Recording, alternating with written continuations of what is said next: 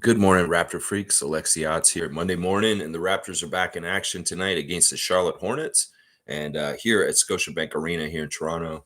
So let's get right into it. I got our injury report and our referee report coming up right now. First of all, lots of stuff to talk about with the Charlotte Hornets. They've had a lot of unfortunate things happen to them since they beat us that Friday 10 days ago. And they've lost 4 games straight since they beat us on that Friday. And they've had a plethora of different injuries and different problems for their team. In fact, this will be a very different Charlotte Hornets team than the one that beat us on that Friday night. Some of the key players, the 4 guys that scored 20 points in that game, some of them may be missing tonight for various reasons. So let's get right into it. First of all, I want to note this. Terry Rozier is day-to-day. Now, I'm not sure what the injury is exactly. The injury report isn't completely clear, but I do see that Terry Rozier is day-to-day and he's dinged up, along with Gordon Hayward. He's also day-to-day. Now, this weekend, they had a back-to-back on Friday and Saturday, and he played the Friday game, but he did not play Saturday night. That's Hayward. So I'm not sure if Hayward will be playing tonight. Mark Williams, their center, is still out. He was out before, remember? Well, he's still out. He will be out tonight. PJ Washington is day-to-day today also. And I'm not sure about those 3. Rozier, Hayward, and Washington. They're kind of, we'll see what happens with them. Now, this is really interesting. We found out yesterday that when the Hornets were trying to come into Canada, they refused Miles Bridges at the border for his domestic violence charges with his family. So Miles Bridges is not allowed to enter Canada. And so this is big. This is pretty huge, actually. Our country here is high standards for allowing people to be in our country. And well, he doesn't pass the test. So apparently that's what I'm hearing. I have not got official confirmation from anywhere NBA. I think they're trying to hide the fact that he's not being allowed into Canada yesterday, but I haven't heard it for sure. It's not for positive. But this does kind of make sense with legalities here in Canada that he would not be allowed to come into our country to play in this game tonight. So we'll have to see if this is true. I have seen it in a couple places, but they're not verified sources. So I cannot say for sure that this is true because there's no verified sources actually saying it. But it could very well be that the NBA is trying to protect his image and they don't want to put press out about the fact that he legally cannot enter our country because of his legal problems. So that's a big one right there. So you may be seeing no Terry Rozier, no Gordon Hayward, and no Miles Bridges, and not their center either, Mark Williams. So yeah, that's a big deal. With a lesser opponent of the Charlottes and us being here in Toronto today, we need to beat their ass. We shouldn't have lost to them in the first place when we were in Charlotte the first time we played them. Even with all their guys healthy except for LaMelo. Of course, LaMelo's not playing also. But yeah, we need to really make sure we beat them tonight. We have get back to get at them. We should be angry about losing to the Hawks on Friday. There's a whole lot of different reasons why the Raptors should be winning tonight, whether it's they're hurt, whether it's we're at home, whether it's we need to get out of the mud and they're a worse team than us. There's all kinds of reasons why the Raptors need to win tonight, definitely. So yeah, on our side of things, not much change. It's only Koloko. Koloko's the only one listed on our injury report, so we should be pretty clear and free of health injuries, anything like that. We're good. We are good. The Raptors are ready to go. All right, our referees are interesting tonight. In some ways, I thought this was going to be a pretty good crew for us, but I don't think it will be in some ways. It's a very interesting crew. It's deceivingly not good for us. I thought it would be good for us, but I don't think so. Our crew chief tonight is the longtime veteran referee, Rodney Mott. Rodney Mott has been refereeing in the NBA for 27 years. He went to high school in Buffalo, New York. His favorite TV show is Blackish. His favorite movie is The Shawshank Redemption. He loves Stevie Wonder. Yeah, I just called to say I love you. Yes, his favorite book is World Without Cancer. His favorite meal is vegetable stir fry. So we're going to get some vegetable stir fry for Rodney Mott. He'd most like to visit Jerusalem. Not right now, Rodney. And hidden talent, interior design. Now, Rodney was a U.S. Navy veteran with 3 years of active duty and 3 years in reserve. We like Rodney Mott. He's a respectful guy, But in some ways, we have a bad record with him. He's down there in the Tony Brothers, Ed Malloy, Scott Foster range of refereeing for us. We win 48% of our games when Rodney is refereeing us. Meanwhile, the Hornets win 46% of their games. That's not very much of a difference, but we are favored by Rodney technically. But yeah, that's really not much of a difference. And that's too bad because we really kind of, I'd like to have the help of Rodney Mott tonight. But he's the kind of ref, once again, these older refs, if they're not completely crooked, like Scott Foster, they will reward you by who plays the hardest. So Rodney's kind of like Tony Brothers. In a lot of ways, he's a lot like Tony Brothers. And he's no nonsense. And if you're working hard, he'll give you good calls, is basically what it is. But yeah, Rodney slightly favors the Raptors. And to be honest, if you think about the Raptors' success over the last 20 years and the Hornets' success, this shouldn't be this close as far as their win percentages, because we've had 10 years of very much winning a lot. And the Hornets have not been good very much for a long, long time. So this is a little bit of a red flag that the split with Rodney Mott is 48-46. That's crazy. The middle ref is the very middle, Jason Goebel out of Miami. He's the former police officer with Miami-Dade Police Department. He's in his 9th season out of Miami. His favorite TV show is Power. He likes the movie Godfather. His favorite musician is Mark Anthony.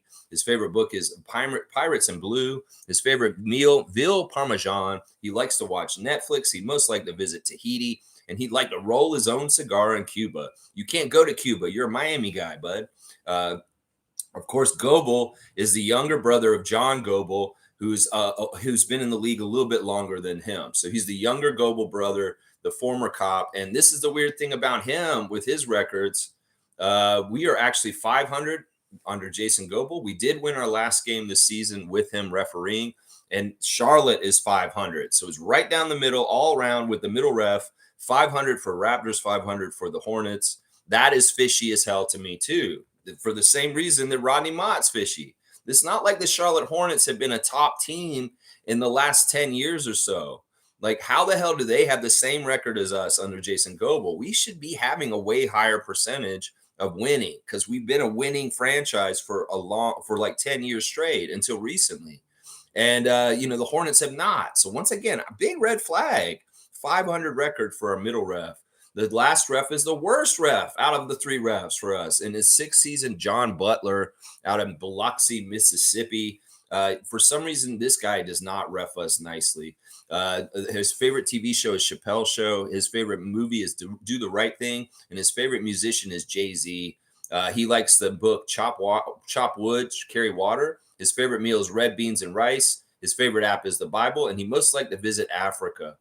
John Butler's interests include traveling, visiting museums, reading, cooking, fitness, video games, collecting sneakers, movies, music, and sports. Just interests. It sounds like John Butler. You have just interests. That sounds like everybody has those kind of interests and stuff.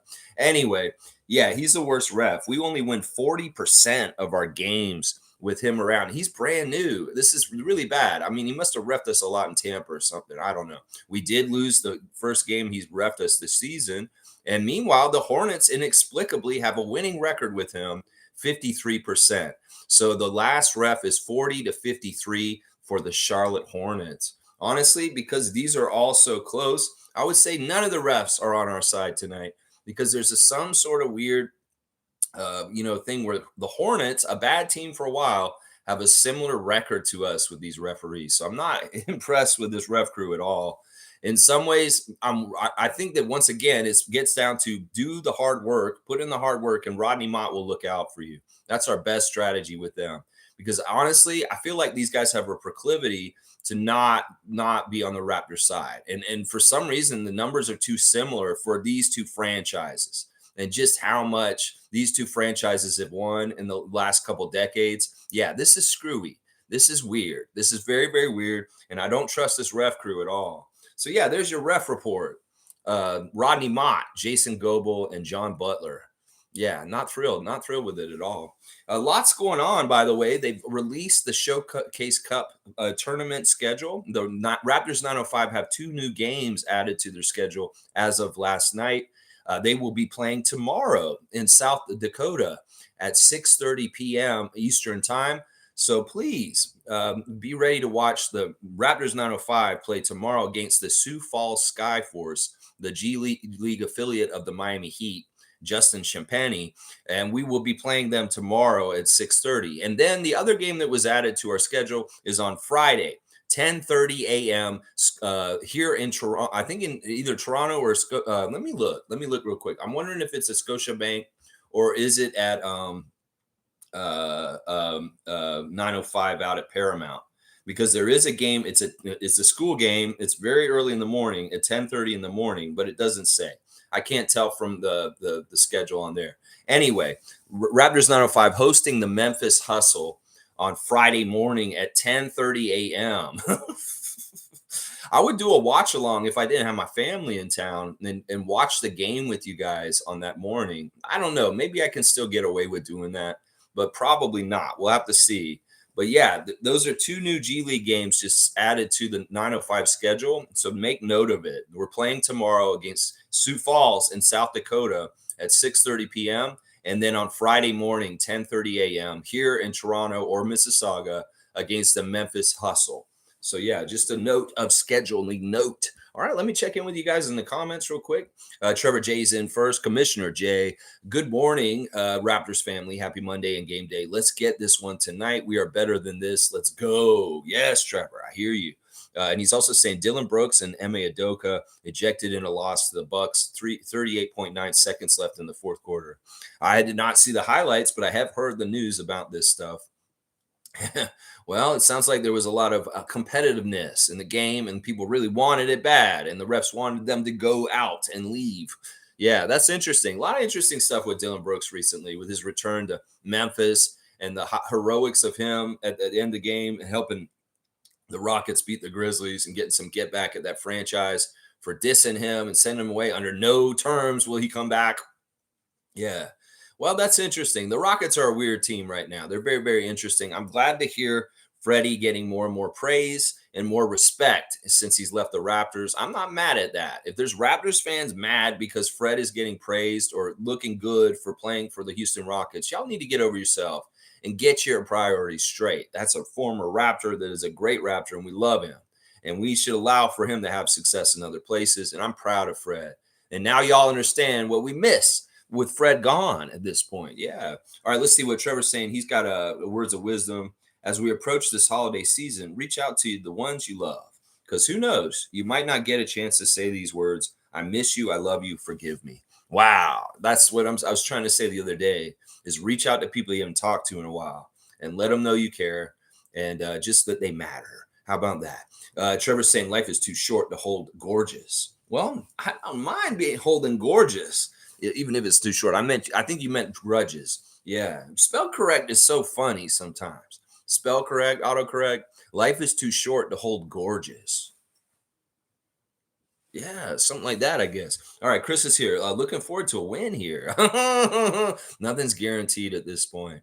I was trying to tell my friend Stevie Roots last night because he's buying the bullshit that Darko's a bad coach. And I explained to him why he isn't, and he understood after I told him. See, that's the problem. There's a lot of misinformation, a lot of people making really snap judgments that have no basis in intelligence or knowledge of basketball. They don't understand what Darko is trying to do and how long it takes for a coach to get things successful. They think it just instantly happens. In some ways, they were tainted by Nick Nurse having it all set up when he came in. And I explained it to Steve very clearly with a whole bunch of points. And he's like, okay, I'm going to give him more of a chance because you just really explained it very correctly. And you guys know what my points are on that. But we need to really understand this. There's two people that we really should be giving carte blanche. Like you're not messing up in any kind of way. And those two people are Darko and Masai and Bobby. The front office and the coaches are not under scrutiny right now. And everybody thinks they are, but they shouldn't be. First of all, Masai and Bobby should be untouchable. If you are a real Raptors fan, you should not look forward to the day when Masai Ujiri leaves his position, because this is going to be a very bad day for the Raptors. And this is going to be a day where we're going to go into a period where it's going to be a lot of losing, way more losing. And we may never, ever get back to winning again. So I would very much caution any Raptors fans who really are excited or interested in a post Masai Ujiri Raptors era, because it's not going to be what you think. It's going to suck and it's going to be horrible. You see what it's like after Nick with things. And it's not Darko's fault. It's just that we have an established, really good person in that position that we should all trust that does an extremely good job. And we had that in Nick last year, but a lot of y'all didn't cherish that or honor that. In some ways, he didn't himself. But Masai is different. And you guys need to realize this, that these people are not the people you should be criticizing right now. The people that need to be criticized right now are the players. The players are the ones that are not playing right, and they're the reason why everything is shitty right now. These guys are ultra talented. They've been playing together for a bit. They should be better.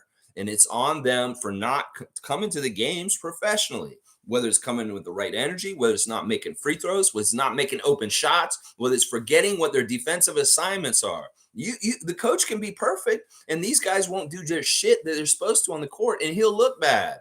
And I wish that more casuals understood this, that in a lot of ways, what's happening with our team emanates from the players not playing at a high level or getting up correctly for what it takes to win an NBA game. So it's just that it surprised me when I was talking to Steve just how much he was against Darko. And I'm like, where are you getting this, bro? Where are you getting all this? What garbage are you listening to? Are you listening to Fan 590? Are you listening to Bob McCown's bullshit? Who are you fucking listening to that makes you think that it's Darko's fault right now? Yeah, it's ridiculous. All these people think they know coaches and they're saying, I don't like his style. I don't like his coaching. You don't even fucking know his style. You haven't given him a chance to actually get in a good groove or get anything established. So in some ways, you have no basis of opinion, because there's not enough evidence to make a final judgment. So it's like, just shut up. Let the man try and install this.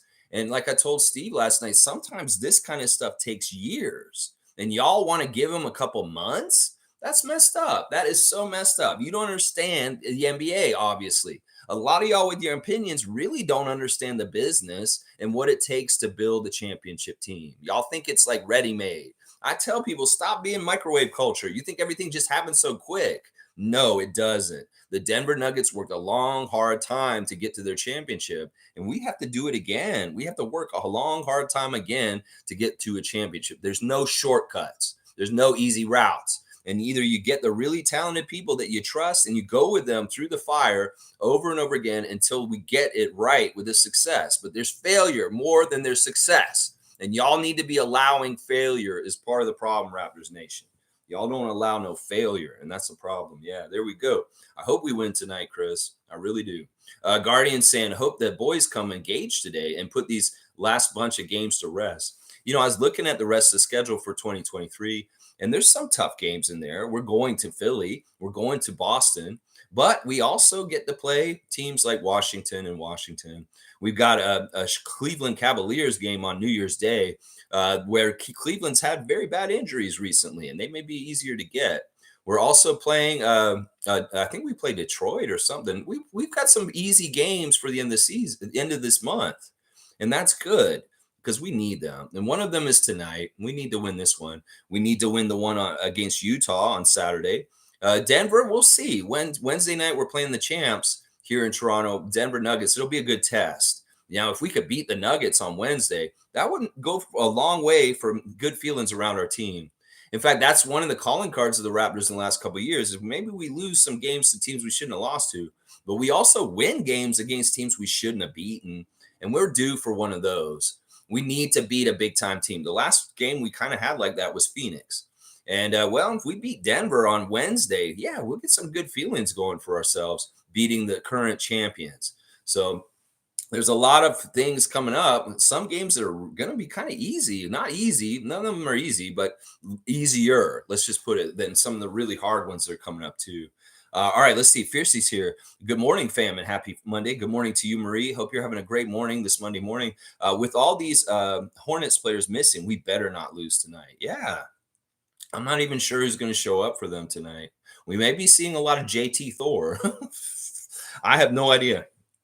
I have no idea who's going to be there for them. I mean, I'm pretty sure Miles Bridges didn't get across the border, and one of these other guys may be hurt, of the main guys, Terry or Gordon or PJ. So we'll have to see who's actually available. The Charlotte Hornets injury report is not there. They're not giving us the information. In some ways, they could get in trouble with the NBA that they're not putting the information out correctly, because it's not there. Normally, their teams are very good about this with reporting their injuries, but for some reason they didn't put it out. And I think it may have to do with Miles Bridges in the border, because they don't want to divulge that, or maybe the NBA just doesn't want to put that on blast. I mean, it is a black eye, and it doesn't sound good. It doesn't sound good for the Charlotte Hornets. It doesn't sound good for Miles Bridges. It doesn't sound good for the NBA, and it doesn't sound good for the United States, because Canada has a higher standard with criminality. And, in some ways, if they put on blast that Canada did not let Miles Bridges into the country, that they have to drag all that out again. In some ways, they want to keep that down low because they want Miles Bridges to continue playing for the Charlotte Hornets with no kind of bullshit. Well, this is something. And they don't want to publicize that he's not allowed to come into Canada because it's bad press. Well, they're not giving you the full story. And yeah, it's in some ways a PR disaster for them that something like that would happen yesterday. All right, let's keep going. Monique is here. Good to see the super fan, Monique Lawrence. I wonder if you're going to the game today, Monique. You may, let me know if you are. Good morning, Raptor Freak family, and happy game day. Contain Terry Rozier. Well, please go Raptors. Yes, scary Terry Rozier. If he is playing, he is day to day. We'll see if he's a game time decision and whether he's going to suit up. I'm going to guess he's probably going to suit up, knowing his personality. And if he's not totally hurt, he will play. He's that kind of guy.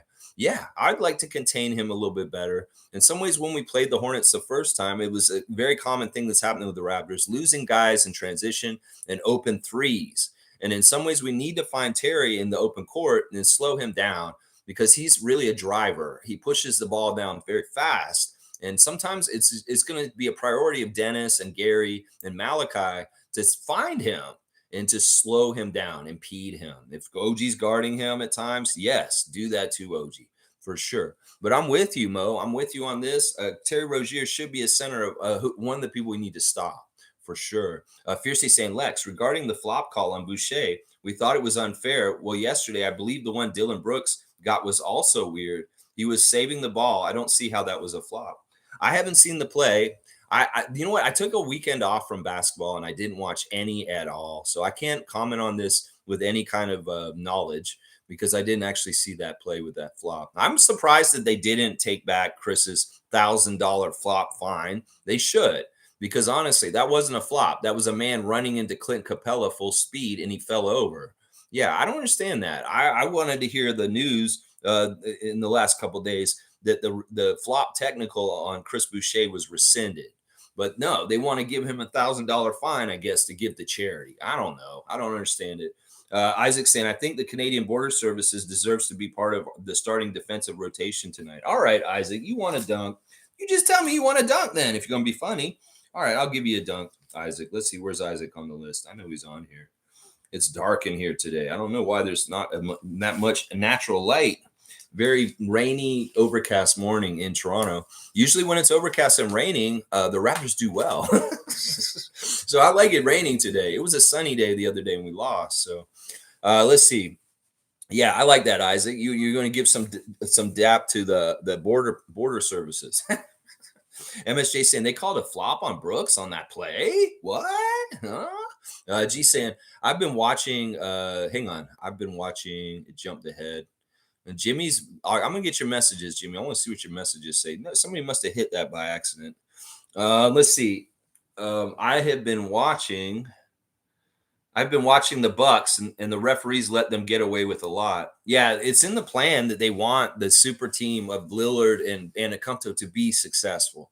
Those are two big stars. And if Adrian Griffin's not having totally an easy time taking over and being the head coach of them, and everything's not totally fitting, well, in some ways, much the opposite with the Raptors. We're not clicking very well. In some ways, the refs could help us along, like they're helping the Bucks. And I believe this. I believe you're right, because in some ways, it's in their best interest for them to be a star power team with Giannis. Giannis is so important. And you put Dame Lillard in there also? Well, if they're not winning and successful, people are going to look at it and be like, what the hell's going on there? So, yeah, I could see this being an NBA mandate. to be helpful towards the Bucks team right now, especially since the transition to Griffin as their head coach has not been totally smooth. And well, give them every help you can, Adam Silver, with your rigged ass sports betting league. Yeah, I could see that. Guardian Transit saying, I would entertain Kawhi as a free agent coming back to the Raps. He would be a perfect fit for Scotty. This is awesome. I mean, I would, of course. I mean, we wanted him to stay the whole time. This is great. And the great thing about Kawhi this year, and oh my gosh, thank God I got him on my fantasy team. I took that gamble this year. I said, I'm going to get Kawhi Leonard. And I think this is going to be the year he finally gets to play and he stays healthy, knock on wood. Well, that's happened. And he's playing at an extremely high level. And the Clippers, after losing a lot when they got James Harden, are winning a lot now. They've got like 7 games in a row. Part of it is Daniel Tice. Daniel Tice showing up and helping them as a big man down low has made a big difference for them. But yeah, Kawhi's playing once again at an extremely high level. And yeah, lots of respect there. And you know what? I don't know if that's realistic, Guardian Transit, that we can get Kawhi Leonard. Come on. It's like, look, think about how they went through to get him. And like, how the hell would he circle back and come here now at this point, especially since they're having success all of a sudden now? So yeah, I just don't think that the chances of this, the NBA, first of all, probably wouldn't allow it. That's part of the problem. Once we won a championship with Kawhi, they were like, you can't have Kawhi anymore. He's too good for your team, and you're going to be too good with him. And that's really the thing that people don't realize. I was telling Steve this yesterday. Masai was a gangster, and he messed up their script. And we won a championship in 2019, but they hated that. They absolutely hated that. And ever since, the NBA and Adam Silver have fought against us winning anything ever again. They wanted to destroy us since. And that's like Kawhi leaving, Danny Green. Next year, it's Serge and Mark. The next year after that is Norman and Kyle. Now Fred and Nick are gone. You know, they dismantled our team and they made it harder and harder for us to win with the referees coming harder at us, making the schedule harder, just doing everything to game the system to make it even harder for the Raptors to have success. And ultimately now their goal is for us to be a failure so that we have people pushing to fire our front office. I want y'all to know this straight up, that this is what's going on right now. And if you really love the Raptors and you want to hold on to winning and doing good things in the future, you will protect the hell out of our front office, because seriously, they are really one of the last things that are holding us to be able to still have good things going on forward. They want us to go back to having a GM like Rob Babcock and just to be a foolish team that trades anything good away, be a farm team for the American teams. And y'all don't realize that. When they say that Masai and Bobby are stingy, that is because they are not playing the rules that they want them to make us a farm team, to build players up in development and send them to other teams when they're ready and finished products. So just understand this, Raptors fans. I'm pleading with y'all. Don't be a part of the problem and push our front office out, because honestly, they're the best thing we've got going other than Scotty right now. And we need to protect Masai and Bobby at all costs. Seriously, I cannot say this enough, that people do not understand this.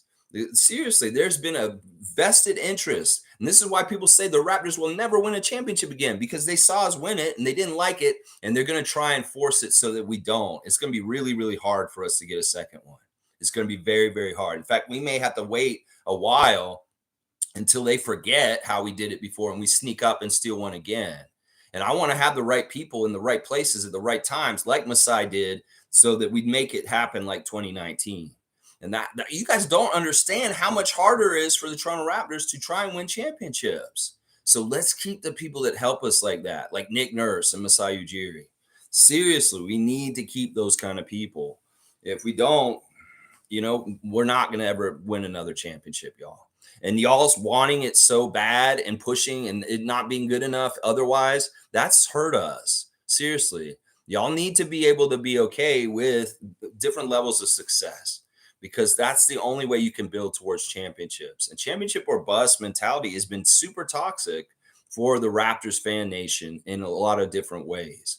All right, let's keep going. Fiercely saying at MSJ, yep, they both got ejected. So did MA. They were both ejected because they disagreed with the call. Yeah, I didn't see the play. I can't tell you what I feel about it because I'm not knowledgeable on it, unfortunately. So yeah, Chris is saying, "Dear Lord." Jimmy, I'm gonna read all your messages. Don't worry. One of the mods might hit delete your messages by accident, but I'm gonna delete them and read them as I come to them. And Jimmy's saying we need to win this. I completely agree, Jimmy Pope. Completely agree. This is a must win. We need this one for all kinds of reasons. We need it for get back against the Hornets because they beat us already, and we just need it for good feelings and good stuff to happen. So I'm with you. This is a must win in a lot of ways to me. Fiercely saying flop is for exaggerated and dramatic gestures. Saving a ball or falling on the sideline doesn't constitute drama in my books. No pun intended. This is part of the problem with them changing rules every season. And the one that they're hurting us with also right now is the offensive foul on screens. Jakob continues to get these weird offensive fouls from just putting his leg out a little bit. I knew they were going to do this. And in fact, they used Jakob as the example in how they were training the referees on how to call this. It's basically if you just put a little stray leg out there, they'll call an offensive foul.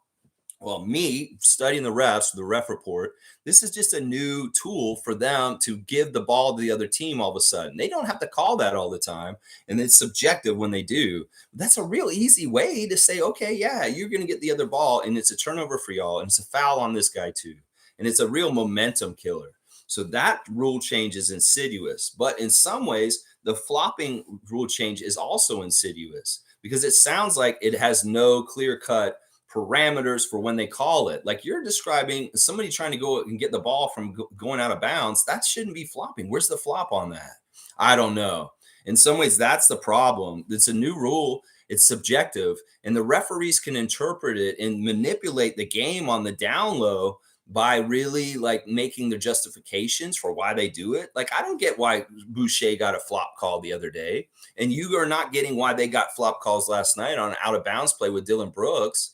Well, that's because the refs are making it up as they go. They basically have the rule book and they can just write in the rules as they want. And they try and justify it with last 2-minute reports and a Secaucus conference call through fucking headphones just to verify and make it seem official. Y'all are making up the rules as you go. I never like playing board games like Monopoly with people that like to make the rules up as they go. So that's what I'm saying. This league is not consistent. And when they make rule changes all the time, they allow themselves more areas to interpret and shape the game as they want to, is basically what I'll say on that. I mean, that's just the damn truth. Good morning to Canadian Dana. Yes. Good morning, everyone. Happy game day to you, Dana. Always happy to see you in the chat. Let's see. Jimmy's also saying, Fred's a baller. I'm so cheesed. More man's pitchfork, this man out of town. Yeah. In some ways, it's like the negative noise last year. Now, in some ways, that didn't help. But once again, the contract thing was a big part of it.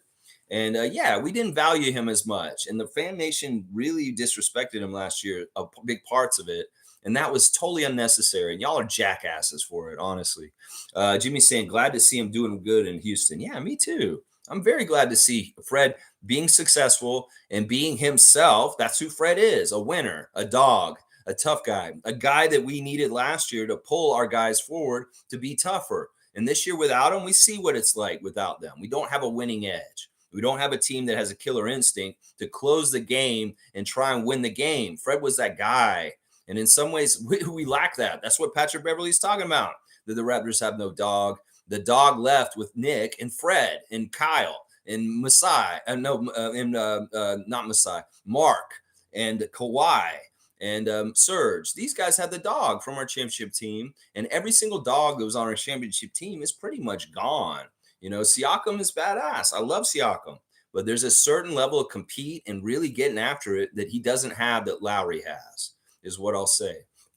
All right, let's see. Mischief saying we owe Charlotte an ass kicking for sure. For sure, big man. Yeah. Atlanta played desperately to get out of a 5-game losing streak. Raptors are winning tonight because it's raining. No Bridges to cover Charlotte from raining threes. That's right. I like that. I like that all around. That's a good comment, Jay.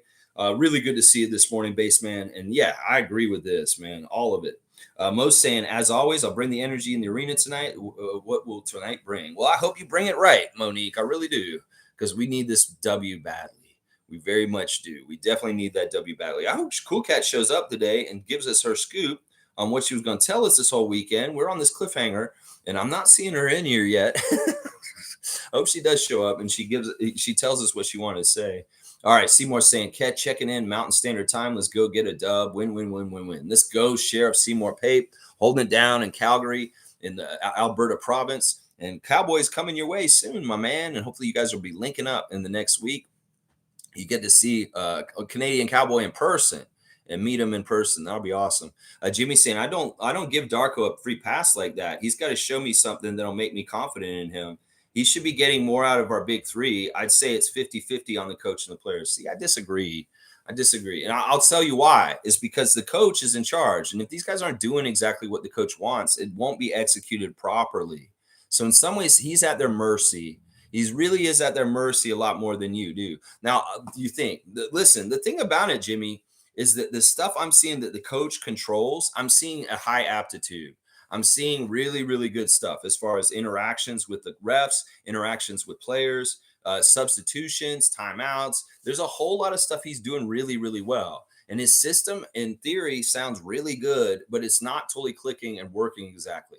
Part of it is because the guys are not doing it correctly. And that's part of the problem right there. Listen, it's too early. When you make a commitment to sign a coach, it's not like you try him out like a player and you get you get a month. And if you're really shitty, we can cut you and go get somebody. No, this is this long-term commitment, the coach, and you have to give them a whole year at least to really analyze them before you start analyzing them deeply. So you can't do this. This is way too early. Way too early. I would tell every Raptors fan, you are critiquing our coach way too soon. That he has to have a way more of a body of work. And honestly, I always give a coach at least a year before I actually, they get a free pass for a whole entire fucking year. Because what's the point? Why do you want to switch it so quick? And why would you go neg on him so already? We need to encourage him. We need to feel positive about him. And we need to push him towards success. Because in some ways, the negativity about him drags him down. And I don't want to be a part of that. We've seen how negativity dragged us down last year. And in some ways, we need to give them a free pass, Jimmy. Seriously. Because coaches are not like players. You can't decide how they are right away. You've got to give them at least a year. And nobody's doing that for him. That's not fair to him. Seriously, it's not fair. It's not fair. You can say it's 50-50, but that's bullshit. Those players are not doing his system right, and it's on their fault. It's their fault. It's the player's fault. Seriously. I'm going to keep saying that because, honestly, they're the ones who've been here the longest. They're the ones that are supposed to be more comfortable and be able to do this, and they're not. And they're not. And that's the whole problem. These guys are how long in the league? 6-7 years? They should be more professional and take their job more seriously and come with the right winning energy, attitude, and preparation to make their free throws, to make their open shots, to play better defense, to win games. And that's just the damn truth. It's not the coach. The coach has a really good winning strategy, and y'all need to give him a pass until the end of the year. You don't have to, Jimmy, on your own. That's fine. But a knowledgeable in person that is just understands coaching in the NBA, you need to give them much longer than a player. It's not like you can say, Ron Harper Jr. is just not that good. We should just cut him after a month. No, we gave him a year or 2 years. So why the hell would we give an investment like our coach at least a year to try and figure it out and get it right? You think they're going to fire Monty Williams because of his record right now? You think they're going to fire Monty Williams? They're paying him so much money, and he's such a good coach, and they begged him to come there and take that job. That they're going to turn around and fire him just because they only have 2 wins this season? You've got to understand the coach job is not like the player's job. And they're the ones who can be moved and trade and shuffled around a little bit more easier than the coach, especially when it's a brand new coach, And he hasn't even gotten hardly into this. So Jillian saying good morning. Good morning to you, Jillian. Seymour saying, wow, what up with the comments? Hey, I don't even know. Wayne saying good break yesterday. Fantastic idea and execution. Thank you, Wayne. I mean, it just made sense to me. I didn't feel like talking about him. I really didn't. And it did refresh me. It was kind of a different kind of feel yesterday. It was fun. It was a fun time to kind of talk about different stuff with you guys. And now I'm back and ready to talk basketball today. So it was a nice little reprieve for sure. G saying, sorry, Jimmy, that was by accident. Okay, so G was the one who canceled you out. Maybe he saw what you were saying about Darko. All right, let's see. Seymour saying, I heard the gold 25 Boucher jerseys sound like hotcakes. All right, I'm going to do the Instagram check on that because Chris Boucher is very much in the Instagram check. First, we start with Javon Freeman Liberty. His post is saying, never stop being a good person. Just change who you're good to. I wonder what that means. Javon, get healthy and just get back out there for 905 in the Raptors. Miles Burns is got something he's saying. I realize that in life, not all of us are meant to be understood, and not everybody is going to know your potential. So it's important to occasionally let people live with their preconceived notions. Ignorance will be ignorance. I don't know what's going on there, but Burns is in Orlando, guys. He's down in Orlando as of last night. So I don't know what's going on with him. I have not heard any moves as far as anything other than we got this new player that we just added. I should probably talk about him, but I didn't really look at him or anything. Monique, if you got the scoop on this new guy, I know you guys were saying that he's a good three-point shooter. I don't really know anything about the new guy. I don't even remember his name. It's like Jeffries or something, right? All right, Chris Boucher last night. Lots going on with him. He's got a cool little like song and video of him standing by the fire on the court at the beginning of the game. And then he was Slim Duck Foundation was in effect at Eva's initiative. They were down there with the Christmas trees and the ladies, and he was like talking about why he helps with this community or charity, because they're very helpful to people that were like him. Remember, I was talking about how he was on the bus recently. He lived on a bus, homeless, when he couldn't go home right now. And he's saying that he wanted to help this charity because they're very active in helping homeless youth and people that are having a hard time finding places. So Chris is giving back to people that were like him from before. And that's awesome. I really love seeing Chris do that. Slim Duck Foundation in full effect yesterday, doing good things out there. Let's see. Raptors officials got it on blast on their account. Also, Chris doing what he was doing last night. That's fantastic stuff. Eva's initiatives, great stuff. And Slim Duck Foundation, very, very good stuff. Mr. New York City saying, how do you know it's from God? It won't come with any confusion. There you go. It won't come with any confusion. I like that. Dennis Schroeder's got a big picture of him and the gold medal winning German team on the team of the year. They won team of the year in Germany, I guess. He's like sportsman of the year in Germany and their team of the year in Germany. So the team Germany winning all the awards over there.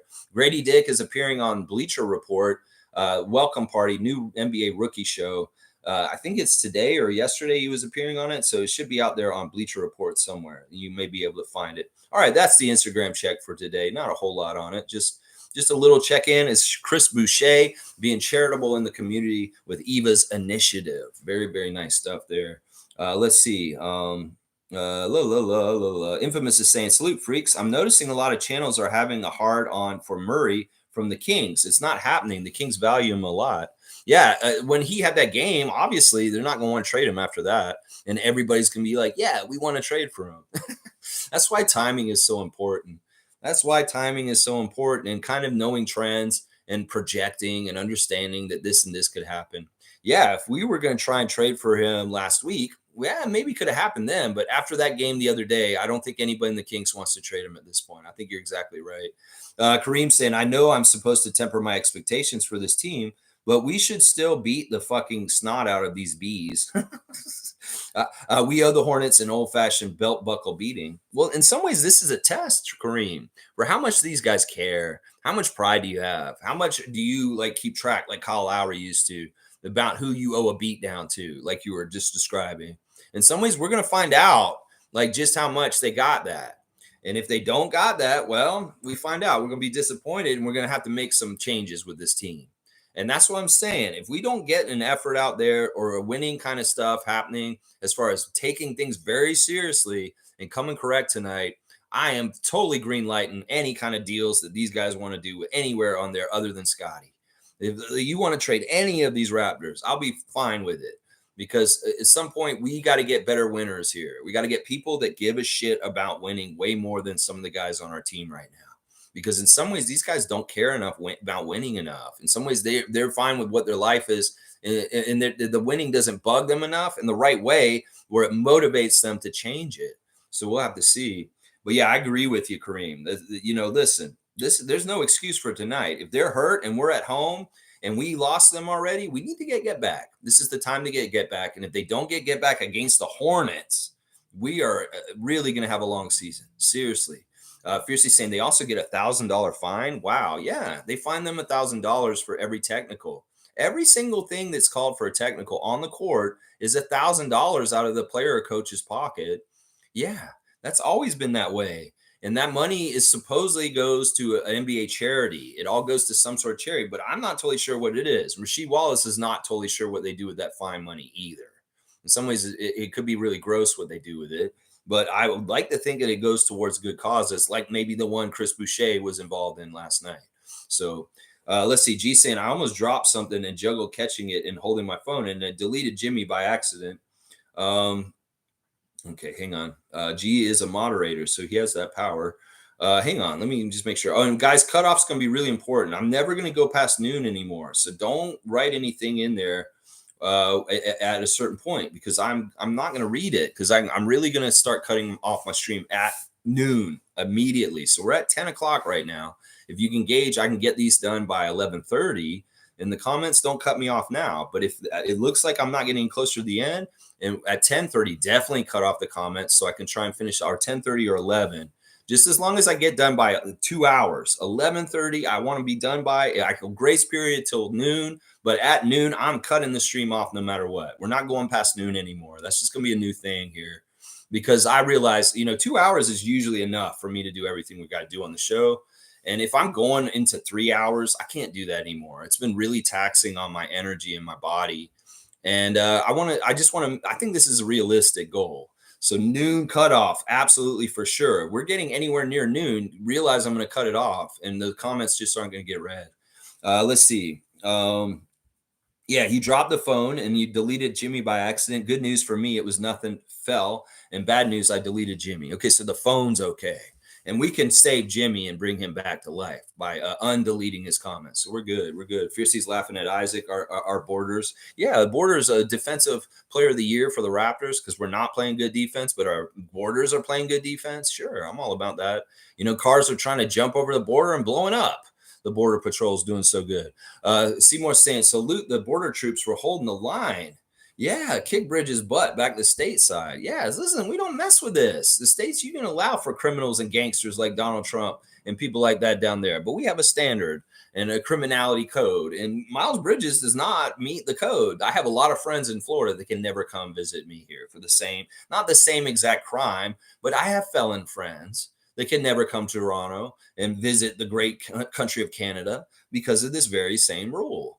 And it's a blanket thing. They can't treat him special. If you're a felon, you're a charged felon, you can't come to Canada. And that's just the damn truth.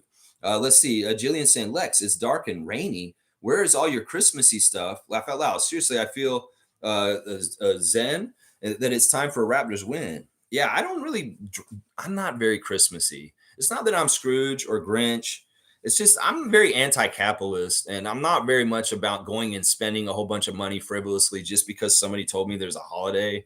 Nah, people in my family love Christmas, and they're decorating the hell out of places, but I'm not going to do it here. I may put up lights a little bit or have a little plastic tree. That's usually all I would normally do. I mean, I don't have children. And in some ways, Christmas is lost on me other than being with my family and spending time with them. And that's all I care about. I don't even care about the gifts or any like that stuff. In some ways, that's annoying to me because I feel like, they put so much pressure on people around this time of year to go spend money on buying gifts for people. I think that's kind of full of shit. I think that people should be able to enjoy the holidays with food and friends and family. And that the gift giving is nice and you can do it. I'm very much supportive of giving people things that you didn't buy, like creating something for them, or giving food for people for Christmas is better because there's so much junk in this world already, and we keep buying stuff. I'm about sustainability and stuff. So in some ways, I'm a Grinch, Jillian, unfortunately, but I did write a beautiful Christmas carol yesterday.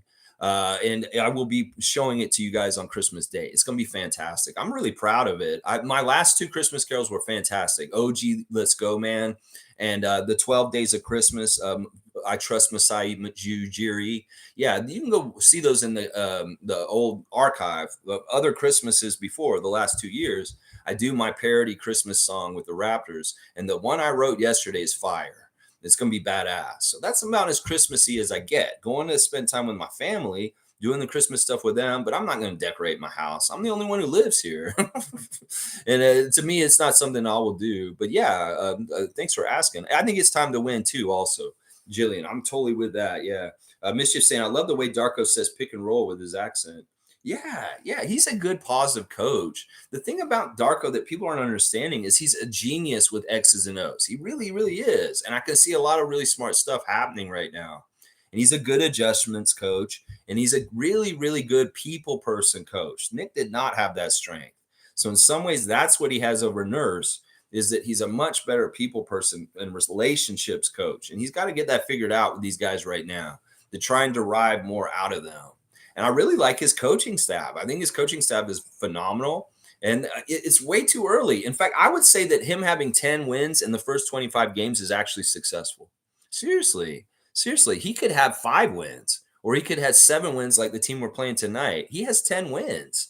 And in some ways, that's pretty damn good considering everything we're up against right now. Y'all can't keep holding people to the standards of before. This is a new era. We're in a development era. We're in an era that everything's starting over. And everybody who thinks the Raptors are just going to be the normal, successful Raptors that we've had the last 10 years, get over yourself, because this is going to be a tough time. And you're not going to like this. And y'all are going to overreact, and you're going to want to throw people out just for short-term failure. That's not good for long-term success. So that's what I would tell people. Don't make snap judgments. Allow them to work through their failures and their tough times so that we can get to the good places. One of the things with DeMar over in the past was everybody got mad because DeMar was taking so many bad shots, shooting through double teams. But I was saying, listen, he can go through this tough time and fail over and over again, but he's going to succeed eventually, and he has. DeMar DeRozan is one of the best scorers with people all over him and near him because he worked through that fire.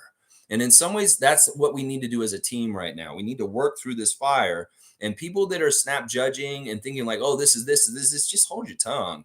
This is not the time to do this. This is going to take a little while. And if y'all want to get any traction or progress towards getting back to being a top team, a very much winning team over and over again, we got to go through this and take the tough stuff. You can't overreact to every little thing because we won't get any ground made. Because you bring in new people, you fire somebody, you bring in a new person, it starts all over again.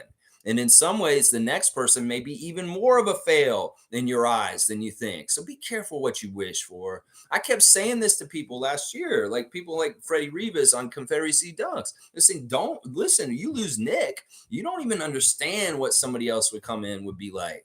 And it may be totally different. And it's all unsure. And it takes a while for them to establish trust and respect in the league as a winning coach. And that's what y'all need to realize. Darko's got to earn and trust the trust and respect of the fans again, as the coach, and he will get it. It's just y'all got to let him have time to get there. You got to let him have time to get there. All right, let's keep going. Monique saying Dennis dropped a new video this week working with Puma. Yeah, he did a video, a TV commercial shoot with them. He was just in an apparel shoot. With them. G saying that corrupt ref literally said the league doesn't want the Raptors to win again. It's not in their best interest to. Yeah, Donaghy said this publicly. And honestly, in some ways he's a liar, but also there's a lot of truth to what he says. And he's exactly right. In some ways, this is true. That once again, it didn't serve anything. It's the same kind of stuff with the Blue Jays. They don't want the Blue Jays to win in baseball either. And in some ways, Gary Bettman doesn't want any of the NHL Canadian teams to win either. So this really is American sports media, American sports leagues that want to freeze out all Canadian franchises in all sports and not let any of them win. When's the last time an NHL team won? And they have the best chance out of this whole scenario. They have more teams involved that could go get it. When's the last time an NHL team has won here in Canada? And how often does that happen? How many Canadian Stanley Cups have there been in the last 30 years, y'all? How many? Like one? One? In the last 30 years, that's messed up. And that's Gary Bettman and the NHL and the US trying to keep it on that side, to grow the sport on that side. And then it's a flip with the Blue Jays and the Raptors. They're the only Canadian team. Did they want the Canadian team to be able to say they're the best in the league? No, they hate that. They hate that. And in fact, when we won the championship with the Raptors, they barely uttered the phrase Toronto Raptors NBA champions because they hated that. They hated the idea that the only Canadian team in the league was top dog and champion. They were going to really, really try hard to never let that happen again. So toxic fans, you want to be part of the reason why we're held back from winning a championship. You're a big part of the reason. If you understand what I'm saying right now, you'll realize just how much we're up against, and you'll fucking be better about being overly critical about our team because you're not helping. Let's just put it that way. Seymour saying, I just grabbed the Del Curry Raptors, jersey or a hat or a card. I love Del Curry. I used to have a badass poster of him, Raptors Del Curry poster in my room way back then when he was playing on our team. I had Muggsy, I had Dell, I had Mo Pete. They had these nice posters they gave to everybody when you leave the arena back then. You guys may have had some of these posters I'm talking about. They're about this tall. And I remember I had the Del Curry one, I had the Muggsy one, I had Morris Peterson's. A couple different refs like that. It's pretty cool. Let's see. Kareem saying, rest in peace, Eric Montross, forgotten Raptor legend. Did Eric Montross pass? I hate to hear that. I know that he had issues recently with his health. Let me see what's up. I didn't know this. Yeah. Oh, man. That just got released 40 minutes ago. 52 years old. This is awful. I hate hearing about this. He's a Tar Heel. He's, somebody that was on the Raptors for a brief time. But I hate hearing this. Big Grits, Eric Scott Montross. He died yesterday, 52 years old. Ah, man, I hate hearing this so much. This is really sad. That's way too young. He had cancer, and he was getting treatment at UNC Lineberger Cancer Center. And yeah, his passing was announced this morning, just like in the last hour. Man, I hate hearing that, Kareem Thomas. That sucks. Rest in peace, former Raptor Eric Montross, man. And to the Tar Heels Nation, very sad about this. All right, let's see. Cowboys saying, good morning, Lex and Raptor Freaks. Bam, let's get this W. What's up, Mountain Standard Time? Seymour Pate. Let's go, Cowboy. Infamous is saying, we need to give Porter from the 905 team a shot on the big club. He's exactly what I need. His IQ is off the charts. He can stretch the floor, and he plays great defense. Yeah, I like Jonte a lot, and I wish we'd do this too. Yeah, I don't know. In some ways, I don't get who's in charge of deciding who plays where and when. I'm guessing Darko's the one who decides who gets activated on two ways. So in some ways, he's the one who's got to figure it out. But, with his philosophy recently saying that he wants to make it simpler for these guys, maybe he doesn't want to put too much into it and bring these two ways into the whole scene and picture of things. That he's just having a hard enough time getting the starters and the bench right now to get this all figured out. Because that's really why he keeps saying, it's like, I don't want to change the starting lineup. I don't want to change this because they're still trying to learn everything. And I don't want to confuse them too much. So it could be part of the reason why. I mean, if he played Jonte tonight, I'd be overjoyed. But I'm not holding my breath on it. Let's see. MSJ saying the Raptors in the eyes of the NBA is to be a development team for the rest of the league. But we are too strong, too much of a fan base and money to really play along with that. Yeah, I think that they did have that in their eyes. And that's part of why their behavior is coveting our players and just talking about them going other places. They're going to very much do this same kind of shit with Scotty in a couple of years. That's why they're already saying bullshit like Pensera, saying, oh, they're wasting Scotty's talent, all that bullshit. That is totally a U.S. trope, a U.S. media trope that Pensera pushes. As far as the Raptors are wasting Scotty's time.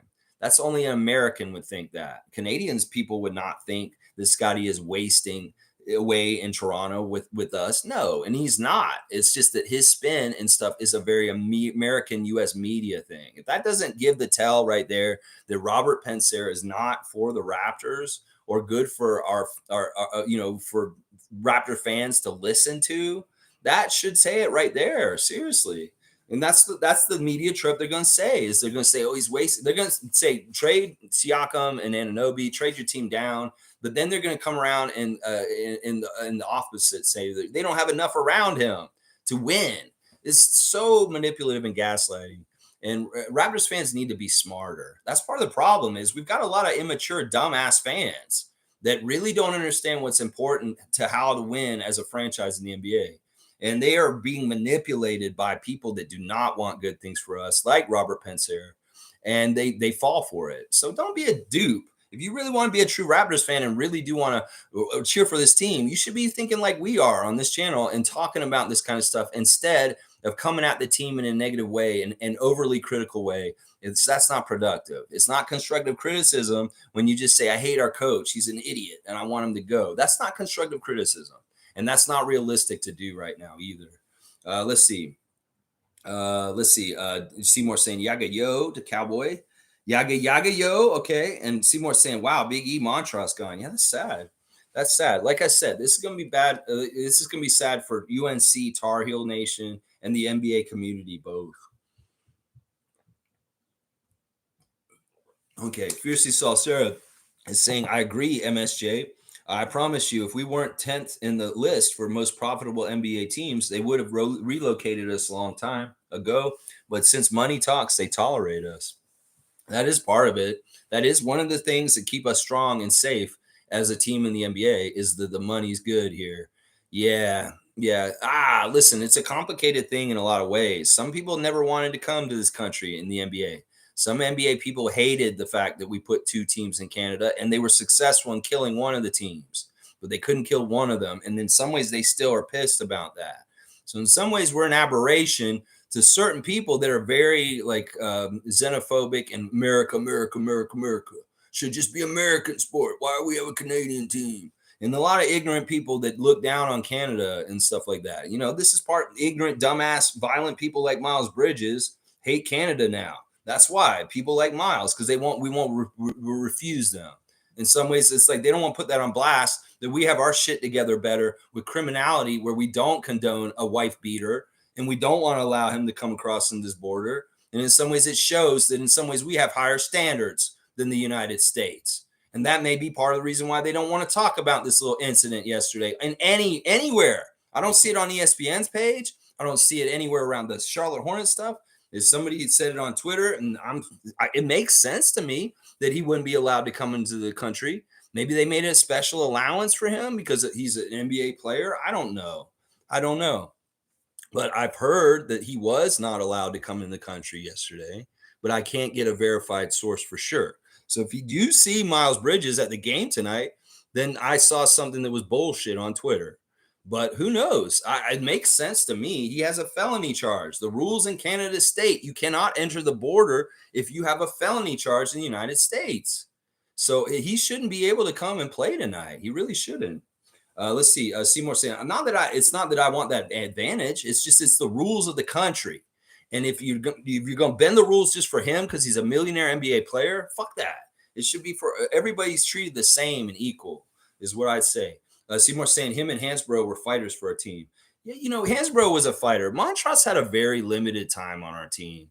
Now, he did have some physical strength and some of the things he did. He was around later Vince area.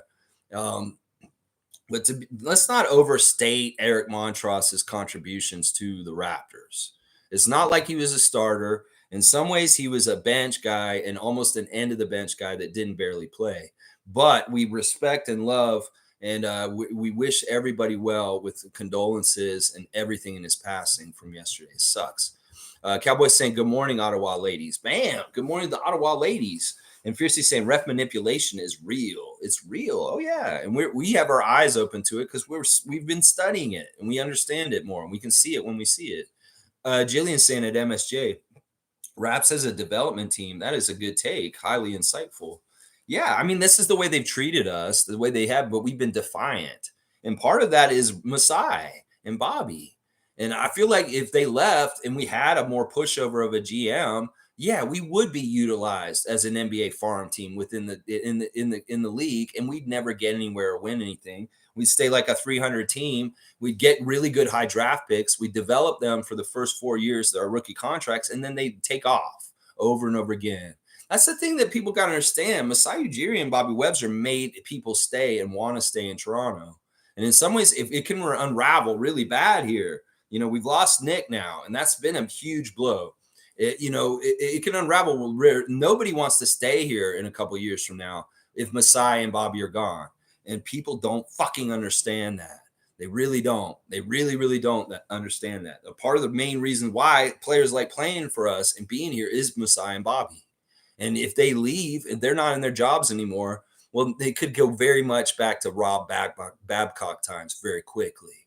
And I want to educate the Raptors fans and warn them way ahead of time before anything gets down the road to anything like this to get this point where you give more bullets to the gun of Ted Rogers III and his stupid ass wish to want Masai ousted. So, yeah, you want to be a part of that side. You want to help Mr. Burns, billionaire Rogers, do what he's doing. Yeah, you're going to help him and not help the people that are actually going to help us win and win championships, Masai and Bobby. And seriously, there's two sides to this. And either you're going to be on the side that tears apart the Raptors franchise and makes us really bad for decades to come after this, or you're going to be part of this that keeps us kind of going in the right direction still and still has a hope. It's really, those are the only two options. Because you can say, oh, we can get somebody else. How the fuck do we get somebody else? Where is it coming from? You saw how hard it was for us to replace our coach this summer. How the fuck are we going to replace our front office if we kick them out, y'all? Seriously, you got to start thinking this way, more positively, anti-front office people, because you don't understand what you're wishing for and just how bad things can get. They really don't. And I don't want to be right. I want to fix this and get back on a winning track and be competing in defiance of the NBA and what they want. I want to be outlaws and rogues and fight against this. In some ways, we don't need to be fighting against our own team. We need to be fighting against the whole rest of the NBA. And everybody who wants to be extra critical and analytical, you should be more like us on this channel and looking at the reps, looking at the NBA schedule, and looking at how the NBA is making a harder route for the Raptors in general in the last 5 years since we won our championship. If you understood that, you stop saying, oh, Masai, he gets a pass because of his championship. Bullshit, motherfucker. He won a championship in a city that should have never, ever won an NBA championship. And then second, he's trying to go get the second, and you're judging him because he's not being as successful. Do you understand that the NBA has actively tried to hurt the Raptors since we fucking won the championship? In fact, in the second year after we won the championship, we had our best record ever, and we were rolling. And then the pandemic started, and that was just convenient. In fact, Stevie said on the phone last night when we were talking about this is just like in the MLB when they called a strike.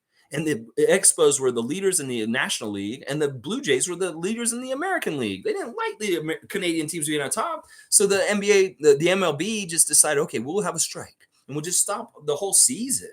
While these two top teams, there's a lost season. Those guys were badasses, those teams, but they would never went anywhere because the MLB just said, strike, we're ending the season, when the two Canadian teams were sitting at the top of the standings. You don't tell me that the Americans are not manipulating sports in weird ways. Like, us going to Tampa was something that had to happen because of the pandemic, but that was a detriment to only our team.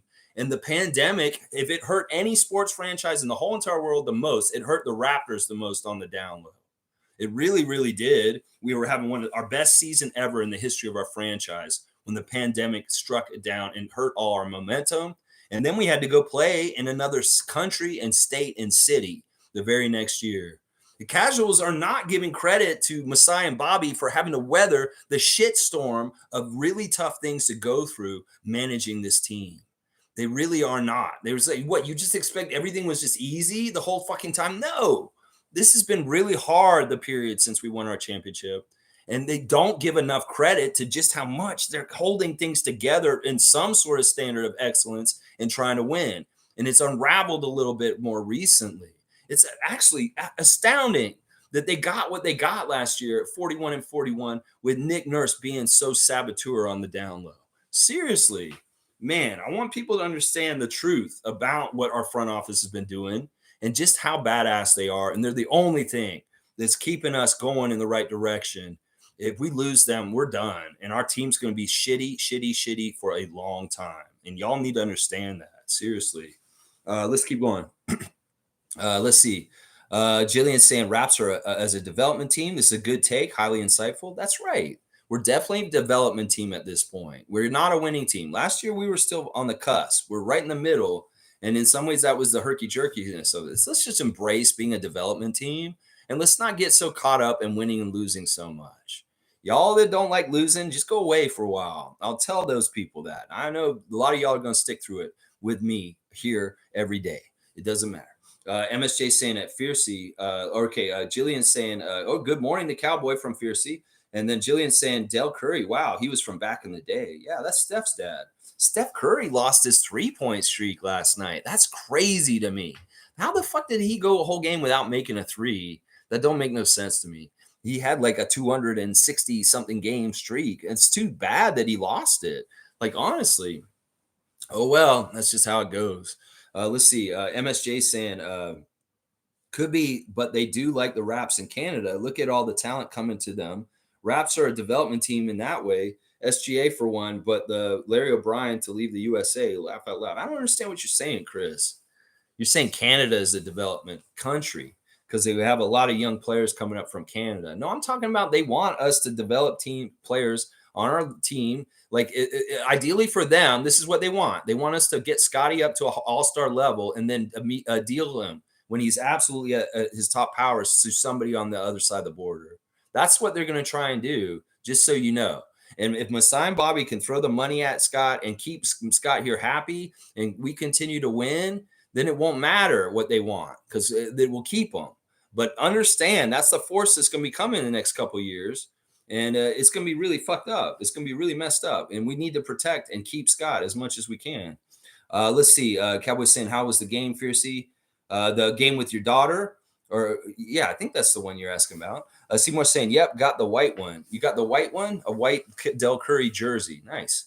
Wayne saying, is our team cohesion a problem? The empowering of Malachi Flynn is deemed developmental. He won out against Doughton, and according to Cool Cat, he's not listening to vets, only coaches. I am intrigued. Is that what she was trying to say to us? All right, let's see. All right, is our team cohesion a problem? Yes, it was last year. It was last year, and it's still this year. I'm worried that it's one of the main three guys, that one of those three guys just is not getting it. In some ways, I'm worried it's Scott, but in some ways, I also think that if we get more people that are really coming the right way, that it won't matter, and we can build around Scotty and we can cover it up. Now, in some ways, the fact that OG and Pascal just don't step up and they're alpha enough is part of the problem. It's part of the problem right now. The empowering of Malachi is deemed developmental. I'm sick of Malachi. If he's any kind of the problem on the team, which I don't think he is, I would want him to leave. Oh, yeah. If he's not listening to coaches, he damn for sure needs to leave. If he's not listening to Siakam, like what happened in the game the other night that Cool Cat saw, where he froze out Siakam in the fourth quarter in the last game we played and did not give him the ball, then fuck Malachi. Get him the fuck off this team right now. It's not that he's giving us enough for him to be causing problems like this. You know, Darko straight up told him he's an ugly man when he doesn't smile yesterday in the interview. I'm like, did you have to say that? He's like, you're kind of an ugly man when you don't smile. That's straight up what Darko said. So they're making a big deal about him smiling. In some ways, this is the whole action of like what people do to women sometimes. It's kind of messed up. Oh, you're more beautiful when you smile. People shouldn't be doing this. In some ways, they shouldn't be telling Malachi to smile more. It kind of annoys me. What the fuck does he have to smile about? We suck. So why are you telling him to smile, Darko? Let the man be pissed off if he's pissed off. Let him have that face. In some ways, maybe he needs that game face to be playing tougher. I don't totally agree with Malachi needs to smile rule. I think it's kind of stupid. Now, the thing with Doughton and him was Doughton was non-guaranteed and Flynn was. And it's a money move. In some ways, it didn't really have anything to do with who was better. It was just the contracts. It really is the contracts. And you're saying that according to Cool Cat, Malachi is listening to vets only. He's not listening to vets, only coaches. It was Malachi, so he's not listening to Pascal. Is basically what I was just saying. Well, I wonder if he's listening to Darko. I don't know exactly who he disregarded or he didn't. In some ways, I wasn't in the game. And Cool Cats was here. I would love for her to explain, but she's not here today. So, yeah, Jillian's saying, Trevor is saying, you rock. So positive. Yeah, he's awesome. And Lex is saying, drip, drip. Yeah, I need a break for water. Thanks, Infamous. Thank you. Okay, she is here. Cool Cat is here. Good morning, Rat Free Crew. Game day. All right, please drop the knowledge on us, please. We'll see what she says. Jillian saying, hi, Cool Cat. And Fiercely saying, I trust in Messiah and Bobby, but please hire a dog. It may be our missing piece. Yeah, or Scotty, just become one. Scotty, you can be that dog. It's in you. I can see it in your personality. It's just you really understand what it takes. Really what it takes. Seymour saying at Cowboy, I went up to air dry, had a blast, ate a tomahawk steak. Bro, I'm still recouping. Sounds like he's having a nice time in Alberta. A Space Cadet saying rest in peace to Eric Montross. Man, that's sad, man. That is sad. Cowboys giving dap. And Seymour saying Alberta beef is real. I'll bet that is real. Fresh. and straight from the province. Yeah. Okay, Cool Cat, here it is. All right, point one of my opinion. Warning. Winning is not a priority this year. That's true. We are focusing on developing the bench players, and that could be up to up their trade value, determine value of contract. Yeah, I think this is somewhat true. Now, Gary, in some ways, is not helping his value at all. In some ways, we don't.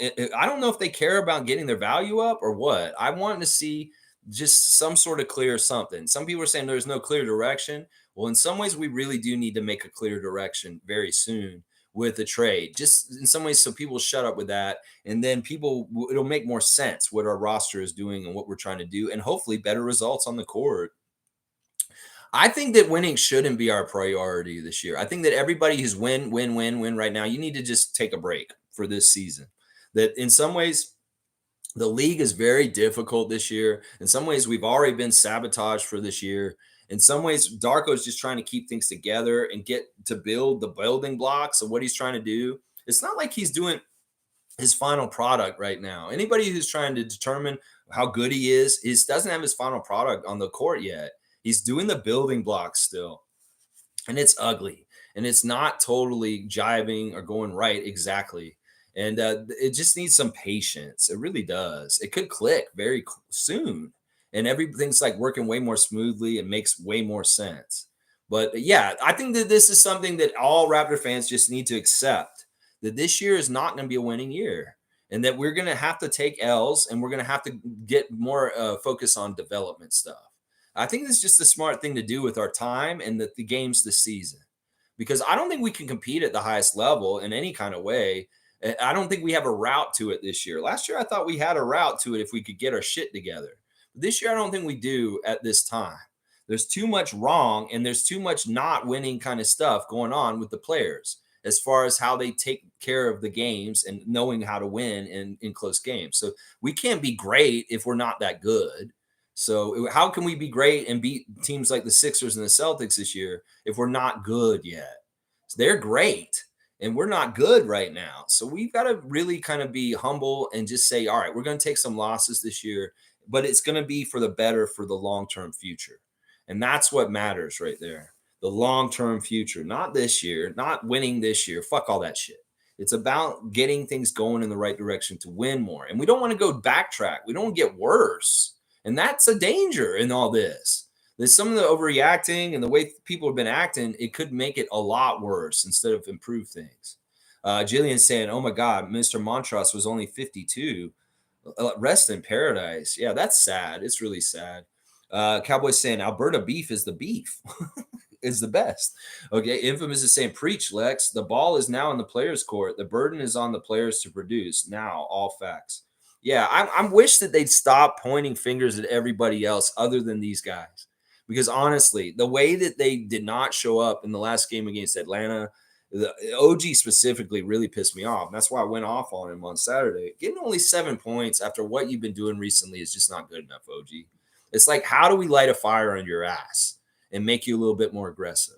And Siakam, I know maybe Malachi was not giving you the ball at the right time, but still, you need to throw your weight around. You're an all-NBA, all-star, and you should have the card credit to say, look, motherfuckers, I'm the guy in charge. I have the most everything, and y'all need to be following my lead.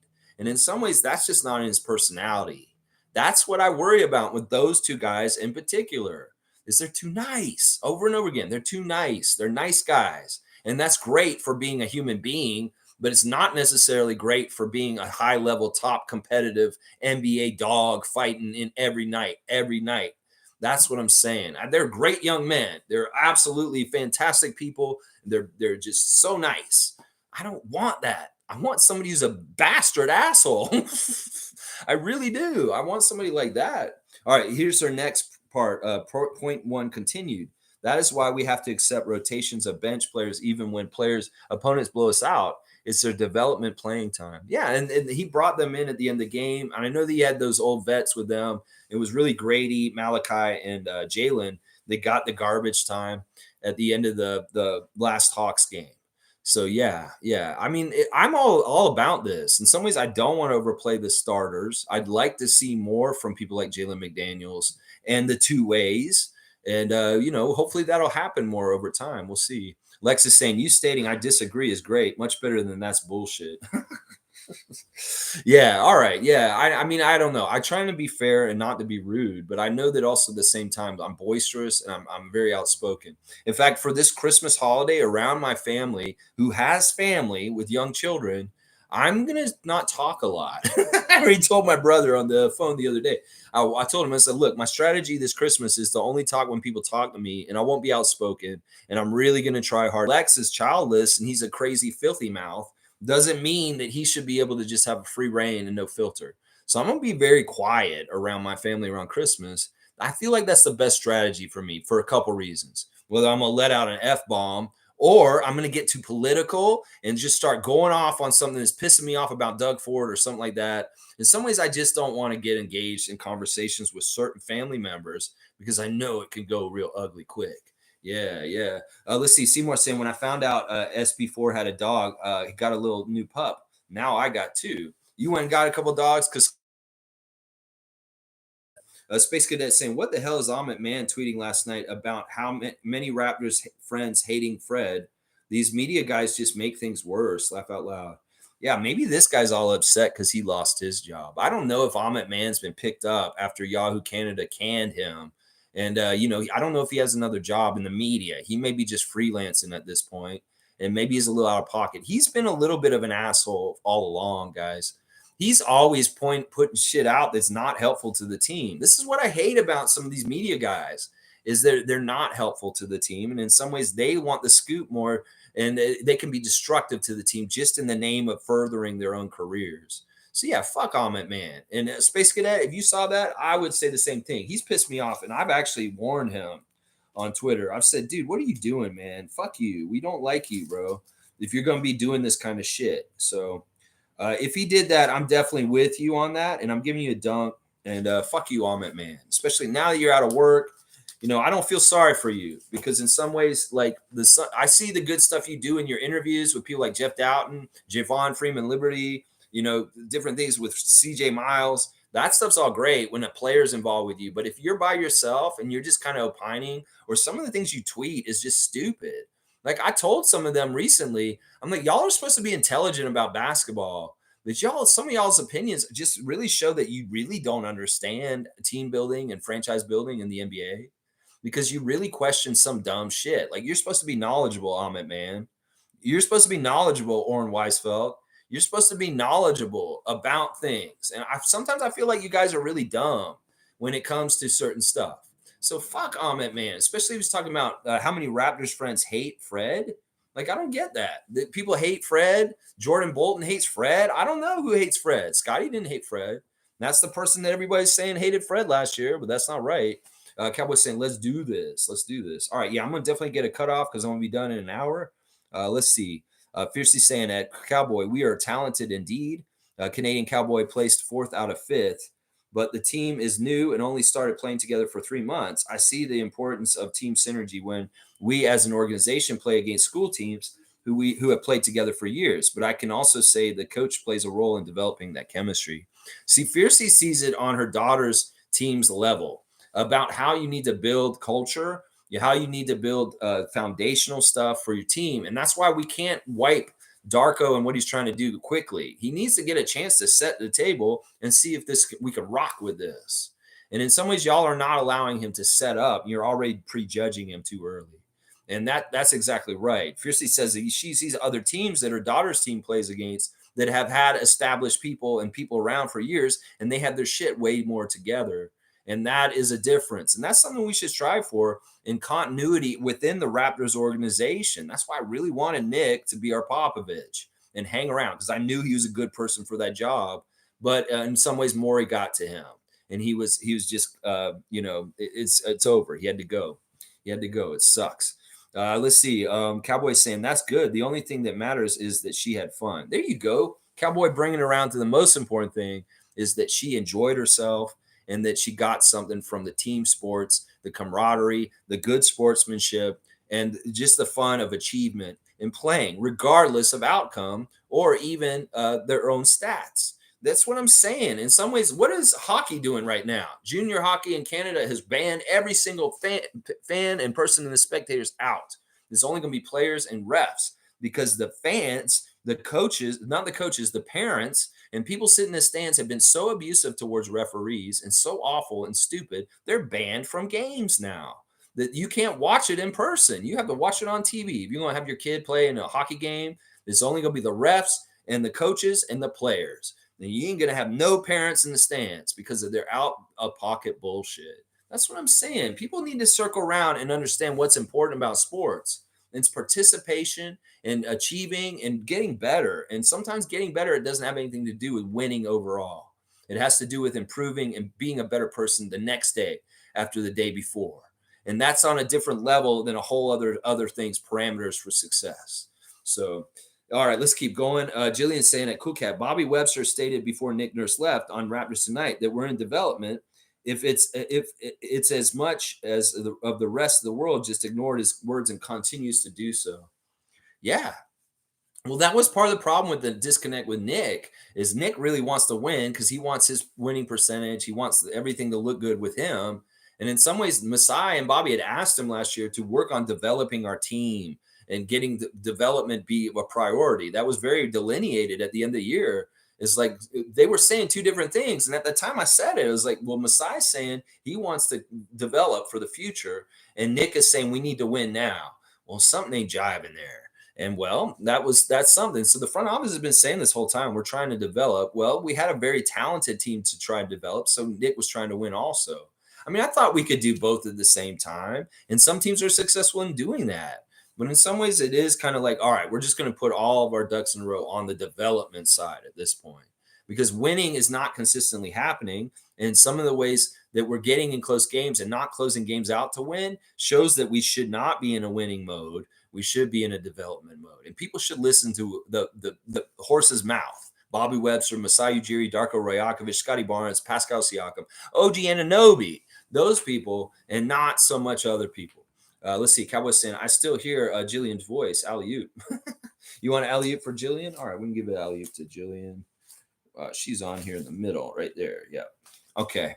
Let's see. Wayne's saying, when vets get minutes, they never start with jacking up shots, but with movement. McDaniels is not listening and does the same nonsense every time. These youngsters need attitude adjustment for real. They need to play smarter. They need to play listening to their coach. Yeah, there's a lot of stuff like that. I can't say specifically, but that's true. In the last game that McDaniels came out there, he just jacked a bunch of shots up. There weren't good shots, and he missed all of them. And so we could say specifically, yeah, that doesn't seem like he's listening. All right, let's see what Cool Cat's second point is. This is going to get interesting, I think. Pascal, OG, and Scotty wanted to win, and they seemed to be pissed off during the game.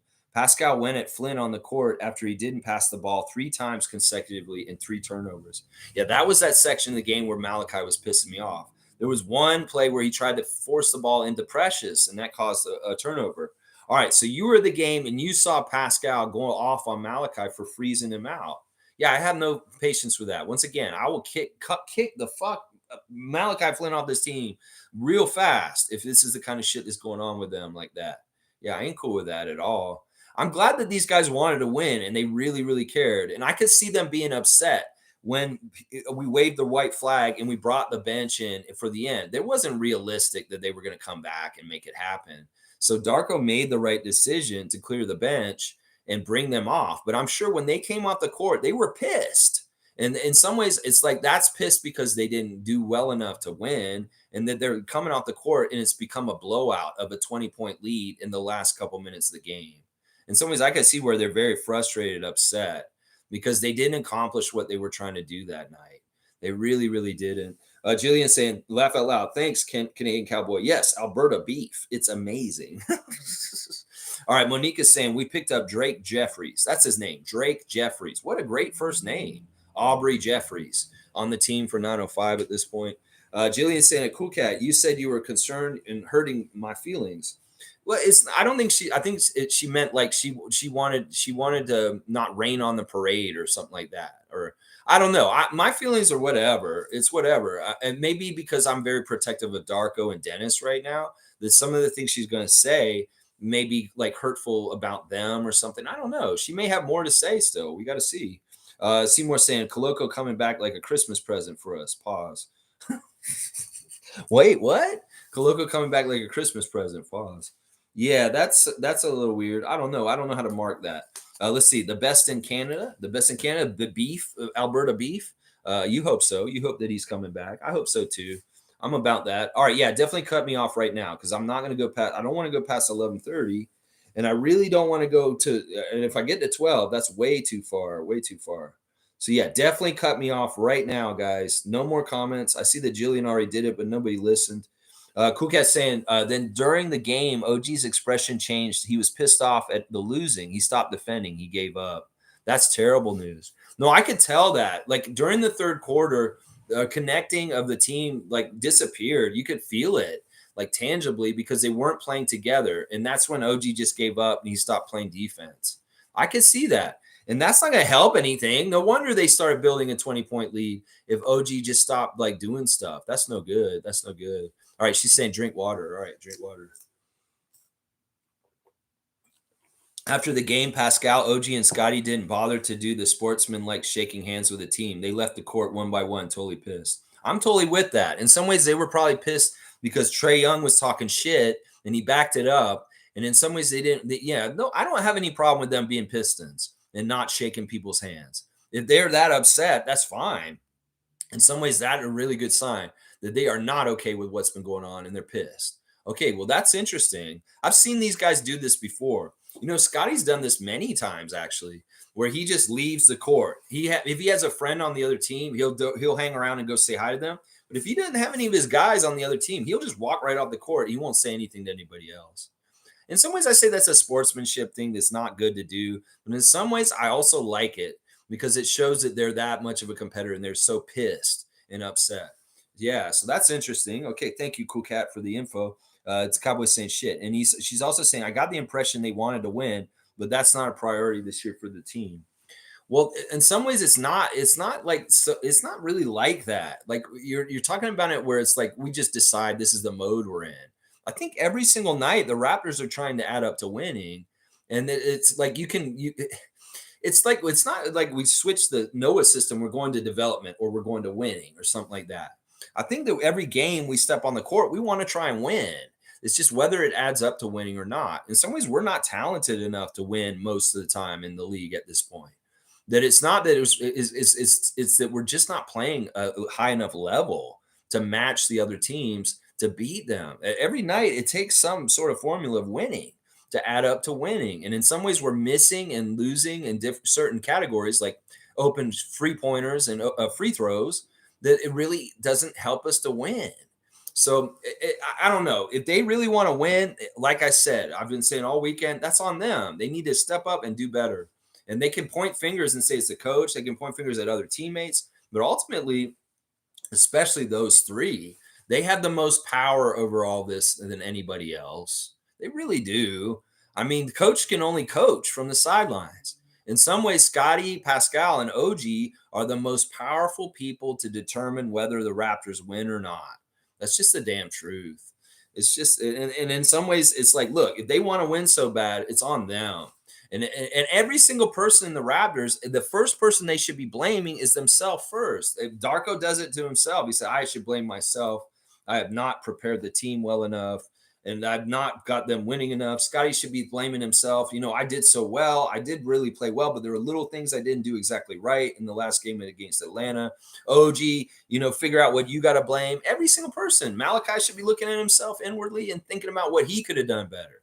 Gary, all of them. They got to start with themselves. That's the thing. Finger pointing and getting mad at other people and saying it's just your fault and not me, I'm perfect, is never helpful in this situation. So everybody involved, Masai, Bobby, Darko, everybody has to look at themselves and their part and why this has happened first. And then be honest with it. And then we can come around and kind of figure out what's going on. So Jilly is saying, good, they didn't approach people in a bad mood. Don't do that. Alley-oop to Cool Cat. Yeah, for finally dropping the two truth bombs. I feel like there's more to it than just what Cool Cat's saying. And she's trying to be very diplomatic right now. Let's just put it that way. That's that. But all right, we got another one coming up right here. Point number 3. Pascal also got pissed at Precious for not giving him the ball twice. He also went after him on the court to let him know. Both Flynn and Precious looked off Pascal. Fascinating. Yeah, that whole section, I know what you're talking about. I remember that part of the game. It was a fail, and they really should have went to Siakam at the time. So I completely agree with Siakam on this, that if he was dogging them out as a leader on the court, rightfully so. Now they need to listen to him. Maybe they don't respect him enough is part of the problem. And that's the thing. Siakam needs to be more of a leader in that kind of way where he garners respect. They maybe should be more afraid of him is part of the problem. Maybe in some ways they're not afraid of him for some reason. Jordan's teammates were afraid of him to a degree. LeBron's teammates are afraid of him to a degree. When you're a certain level of star and importance on a team, the other people should be very much like, I should not piss off Siakam because Siakam is our best player and he's a top dog. And in some ways, he has clout and power on this team. And in some ways, maybe that's part of the problem is that those guys don't respect him enough to listen to him. They should. They should. They honestly should. They're wrong for what they did. It's not Siakam. But in some ways, like this is a sign that they don't respect him as a leader on this team. And that sucks. I hate that. I hate that. Well, yeah, I'm glad Siakam did this. I'm fully on his side because I saw what you're saying and they did do that. And that's fucked up. They shouldn't have done that. They shouldn't have done that. Cool Cat saying it was out of character for Siakam to go at his teammates in anger on the court. He also flailed his hand in frustration. Yeah, I get it. And in some ways, I get it. In some ways, that's a boneheaded move by Flynn. And the ball should have went to Siakam. That's just the pure truth of the whole thing right there. And fuck you, Flynn, for fucking around with us, being such a shitty backup point guard for 3 years. Seriously, man. Malachi, you piss me off the most. Out of all the Raptors on the team, you are the one who pisses me off the most because you symbolize the failure of our bench for the last 3 years. You really do, man. You really, really do. And if you're pissing off Siakam, you're definitely pissing me off. Jillian's saying, I hope they got together for a drink afterwards to discuss it all, hoping. I don't know. That's not the way I like them to get back in bonding is over a drink. I'd rather them do something else. But I don't know. Siakam needs to maybe throw his weight around. If he needed to chew them out after the game in the locker room, I hope he did. I hope he did. Full power to him and letting them know what the hierarchy of things is with this team. Cowboys saying Christmas tune. Let's go. You want a Christmas tune? Well, not now. I'm telling you, this song is so good. You guys want a reenactment of the OG Let's Go, man? OG Let's Go, man. Let's dunk it on those hoes. Take it down to the rim and put it in and show them who goes. OG Let's Go, man. That song's so awesome. It's in the archive. You heard it, Cowboy. I don't want to let y'all know the one for next week. It's awesome. It's so good. So good. Fiercely saying at Cool Cat, wow, thanks for sharing. When attending games, you can feel when a player or team gives up. I agree. They're in development mode and it's a team effort, but it can hinder the big three from getting NBA accolades. Well, what is the whole goal of what we're doing? That's part of the thing is like different people have different goals. And that's what the problem with selfishness last year was, is that there were selfish individual goals for people like Siakam and Fred and Nick. In some ways, the things that people argue for Gary Trent Jr. right now are selfish individual goals for just Gary. No, the thing about it is winning and winning the team overall is Masai's goals of making the Raptors a winner team over and over again as successful as possible, winning championships. That is the only goal that matters. I don't give a shit about hindering them from getting NBA accolades. If they're playing good and making the right things happen, they'll get those accolades while we're on the path towards winning. So it's a priority thing. In some ways, some people may have bad priorities on our team. They did last year. This year, we were supposed to get rid of that selfishness. So everybody's thinking about themselves and playing for themselves. Fuck y'all. Get the fuck off my team. And if you are playing for each other, that's the right way to win. You play for each other. That's the whole thing that's the key to winning in the NBA. You have to do it for everybody else in selflessness and kicking butt and saying, I want to win and carry my team because I want us to win and feel good. And it's all about selflessness and not selfishness. So if anybody's trying to play for accolades or anything, just get the fuck off my team right now. Seriously. G saying there seems to be a disconnect between feeding the hot hand of the trio and developing the young players trying to prove themselves. Yeah, that's bullshit right there.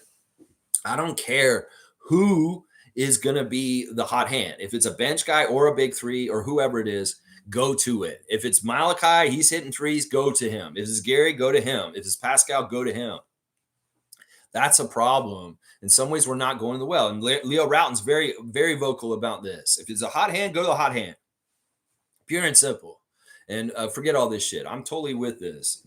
And if Pascal's pissed at them because they're not going to him when he wants to start taking over the game at a key time, it's Malachi's fault. It's Malachi's fault.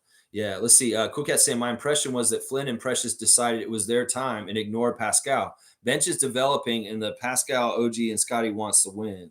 You know, in some ways, maybe they understand there's going to be a change or something. They're getting a little ahead of themselves, disrespecting Siakam because they may think he's not going to be on the team very much longer. Whatever it is, y'all are fucking wrong, Achua and Flynn. I'm going to blame Flynn more than Precious because he's the point guard. He's the one who makes the decision. And Precious was just the guy in the lane trying to catch the pass from him in some ways. But yeah, if Siakam's yelling at both of them, well, they're both wrong then. And they're both guilty. And that pisses me off. I'm disappointed in Precious in some ways. And I'm like, what the fuck, Malachi? Fuck you, man. You're pissing me off so bad. Seymour saying, Jingle Bells, your fart smells because Malachi laid an egg. I was watching an old Adult Swim clip last night where they do the robot chicken, and they had Batman and Robin on the street, and little kids are singing that version of Jingle Bells. And Batman comes up to him and says, "Oh, do I smell, little Jimmy?" And he takes Jimmy's head and like rubs it into his like armpit. "Do I smell, Jimmy?" And then Robin hits one of the kids. And he said, "You think I laid an egg? Psh, I don't lay eggs." Psh. And then they proceed to kick the shit out of these little kids for singing that sing song about Batman and Robin like they really cared. It was kind of hilarious, kind of darkly violent also. Yeah, if you want to see that Adult Swim on YouTube, you can see their old clips. They have a Christmas robot chicken clip. It's pretty hilarious. All right, let's see. Cowboy's saying, I'll have one for you, Jillian. There you go. Mug Brothers, always. Mug people. I should start saying mug people because ladies can get involved in the Mug Brothers too. All right, let's see. Alley-oop to Seymour. Oh, my gosh, Bradley. You're going to make me give all these alley-oops to people. What am I doing on my time? All right, I'm at 11. So I got a half hour and a half hour to spare over just in case, but no more. Carlos saying, whoa, Flynn and Precious looked off Siakam. Not a good sign. Yeah, that's bullshit. Get Flynn off this team. Seriously, we need a better backup point guard. Jillian saying, thank you, Canadian Cowboy. Perhaps we'll hear your voice on Sunday. Maybe. I don't know if he's going to be singing with me. I will be singing, that's for sure.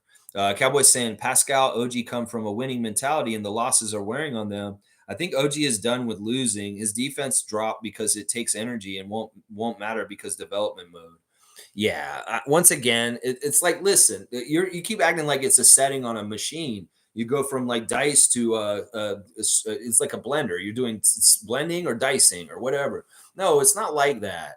It's not like that. If OG gave up, well, then we need to trade him. I'm sorry. There's no excuse for this. These guys make millions of dollars. And you can say they come from a winning mentality and they're used to winning. Well, nothing's guaranteed in this life. They sound spoiled then. You know, they could be on a very, very bad team like Detroit, and they could be upset there. There's a lot of levels to this. In some ways, they should be happy they're on the Raptors. I get it. We're not winning as much now, and they're used to winning. But honestly, they're big boys, and they can understand that they are part of the thing that turns it around. And if he's going to make it worse by just giving up, well, I don't want people like that on my team. In some ways, OG, that's a fuck up. Honestly, you should be like just trying no matter what, because it reflects poorly on you that you stop playing defense. Only you. It doesn't reflect poorly on the rest of the team because we're in development. If you think that we're not trying to win, that reflects poorly on you, OG Anunoby, that you stop playing defense. Only you. You can say, oh, it's because this team is not trying to win as much as they used to. Bullshit. That just makes you look bad, OG. I'm sorry. That's just the damn truth, Cool Cat. And we can look at this different ways. You're very much babying them. In some ways, you're a player fan over the Raptors, and I get it. You love Siakam. And in some ways, you're like, I keep saying, well, they go somewhere else and they're successful somewhere else. Well, I don't talk about that. That's the stuff like, well, Fred's doing right now. I get it. And I'll love them if they do well in other places still. But in some ways, that's not the priority here. Some priority here is they need to do better to help our team right now. And they can act like, oh, the team's not good enough. Why should I try? Well, that's bad on you, OG. That's bad on you. And it was very clear when OG stopped playing last game. It really was. Jillian saying, Cool Cat, truthfully, Flynn and Achua are on the chopping block. Maybe this is the challenge why they offered Siakam. I don't think Achua is. I could see Flynn being on there, but I don't think Achua is just such a good value that honestly he should be a long-term part of our future because man, he's such a bargain. He's such a bargain. He's so good. You'd be a dumb GM if you were actually thinking about trading Precious right now. Seriously, you'd be dumb because you're getting a whole lot for what he is. Flynn, no, yeah, he should be on the block and possibly, like, seriously, I'd be so happy if we traded Malachi Flynn. And I don't say that very openly about Raptors players, but I've said this consistently from time to time the whole 2 years I've done this channel. Every once in a while, I'll come around and I'll say, I wish they'd just trade Malachi. Well, from what Cool Cat told me from the other night, I wish they would. Because in some ways, he's bringing Precious into this bullshit. Well, don't be a person in cahoots with Malachi with his bullshit, Precious. Don't be like that. And yeah, listen to Siakam. He's your leader. You need to be listening to Siakam. Fiercely saying there needs to be an understanding. Masai should not say we want to win if Darko's mandate is to develop. Toxic fan base will trash us if they expect championships. Well, they're going to expect that anyway, unrealistically. That's not even really what the problem is. And it's not even mixed messaging that's the problem. It's not even whether we're in development or winning mode. We're just an NBA team and we're just doing things. And some people want to put it so neatly in one box or the other. There's different percentages in both boxes. And there's no way of just straight up saying we're just straight up development team. No, we can try and win while we're developing too. And we can't say, oh, we're a straight up winning team because at the same time we're doing developing with young players all the time. Even the top winning teams are developing young players. Like Denver's developing Strother and Braun and all these young guys. The Celtics are developing guys and they're winning at the same time. I think that people are like really making it such a winning versus development thing that they just don't really understand that it's all the same time and teams are just what they are. That it's kind of like that. But the fans that expect championships for this Raptors team just need to get over themselves. And some of them just need to go away, honestly, because they're just not realistic. They're not realistic and they have really too high, crazy standards and expectations that just need to go fuck off. Seriously. Jillian's saying, hi, Fiercey. We feel that Masai's comments are on point because part of winning is development. There you go. That's a better way of describing it right there, Jillian, because part of winning is development. It's not like all 30 teams in the league are developing on some level, and all 30 teams are winning on some level. Some very much not much, like Detroit. And we're just somewhere on that spectrum. That's all it is. Let's see. Carlos saying that chip was really magical. Super magical. And I hope that people will really, really, really understand this more and more as time goes on. They will, especially when it doesn't happen again for a very long time again. I wish it would happen sooner. I wanted to get a dynasty going just like the Spurs, but people laughed at me when I said that.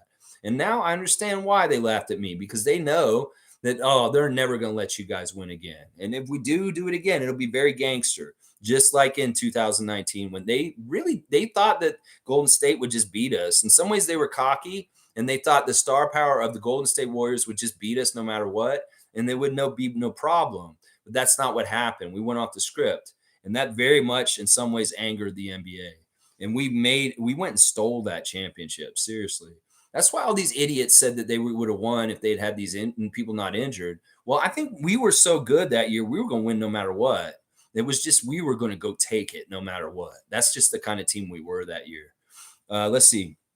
Wayne saying, I'm an apologist for Precious. If he thinks his relationship with Masai can be leveraged with him not improving and underperforming, his ass, along with Flynn, should be packaged to go. Yeah, I don't think that's what it is. In some ways, Precious isn't getting the same opportunities as other guys on the team. He's never really been a standard starter. And in some ways, that's bugged me. Like, I feel like he should be starting more. Like, on other teams, he might have been starting more than us. And in some ways, that pisses me off, because in some ways, you could say that Achua is being held back by us because he's not higher up in the hierarchy. So, I don't know. I think that his relationship with Masai is actually a real strength. But I don't think he's leveraging it in any kind of toxic way. I think that it's a good thing that he was in Giants of Africa and that he very much respects and has a good relationship with our front office. So I don't think you could say he's not improving. I think that he is improving. And in some ways, I don't even think he's underperforming either. He's doing very well with what he's given. And you're an apologist for him. So I'm just gonna stand up for him just real quick. All right, rest in peace, Eric Montross again. And Jillian saying, Lex, if you want to stop talking at noon, I hate to suggest, but you may want to request a cutoff at 11:30. Please, peeps, no hate. However, I feel that this makes sense. Cheers. Thank you, Jillian. In some ways, I don't mind you kind of helping me with it if you're around on that certain day. If anybody who wants to help me with cutoffs and doing that stuff, it's much appreciated. And especially everybody in general as a group, just kind of respecting the fact that I don't want to go past noon anymore. And ideally, I'd like to be done in 25 minutes. Carlos saying, thanks for the Cool Cat report. Not a good attitude from Flynn and Precious to see. Yeah, I don't like it either, Carlo. Fiercely saying that Jillian agreed. They go hand in hand, but not everyone gets it. Also, perhaps a team meeting is needed to address what Cool Cat observed so that they all work together and talk it out. It's interesting because Malachi was the practice interview yesterday. He was very confident. And like I said, straight up, Darko called him ugly if he doesn't smile.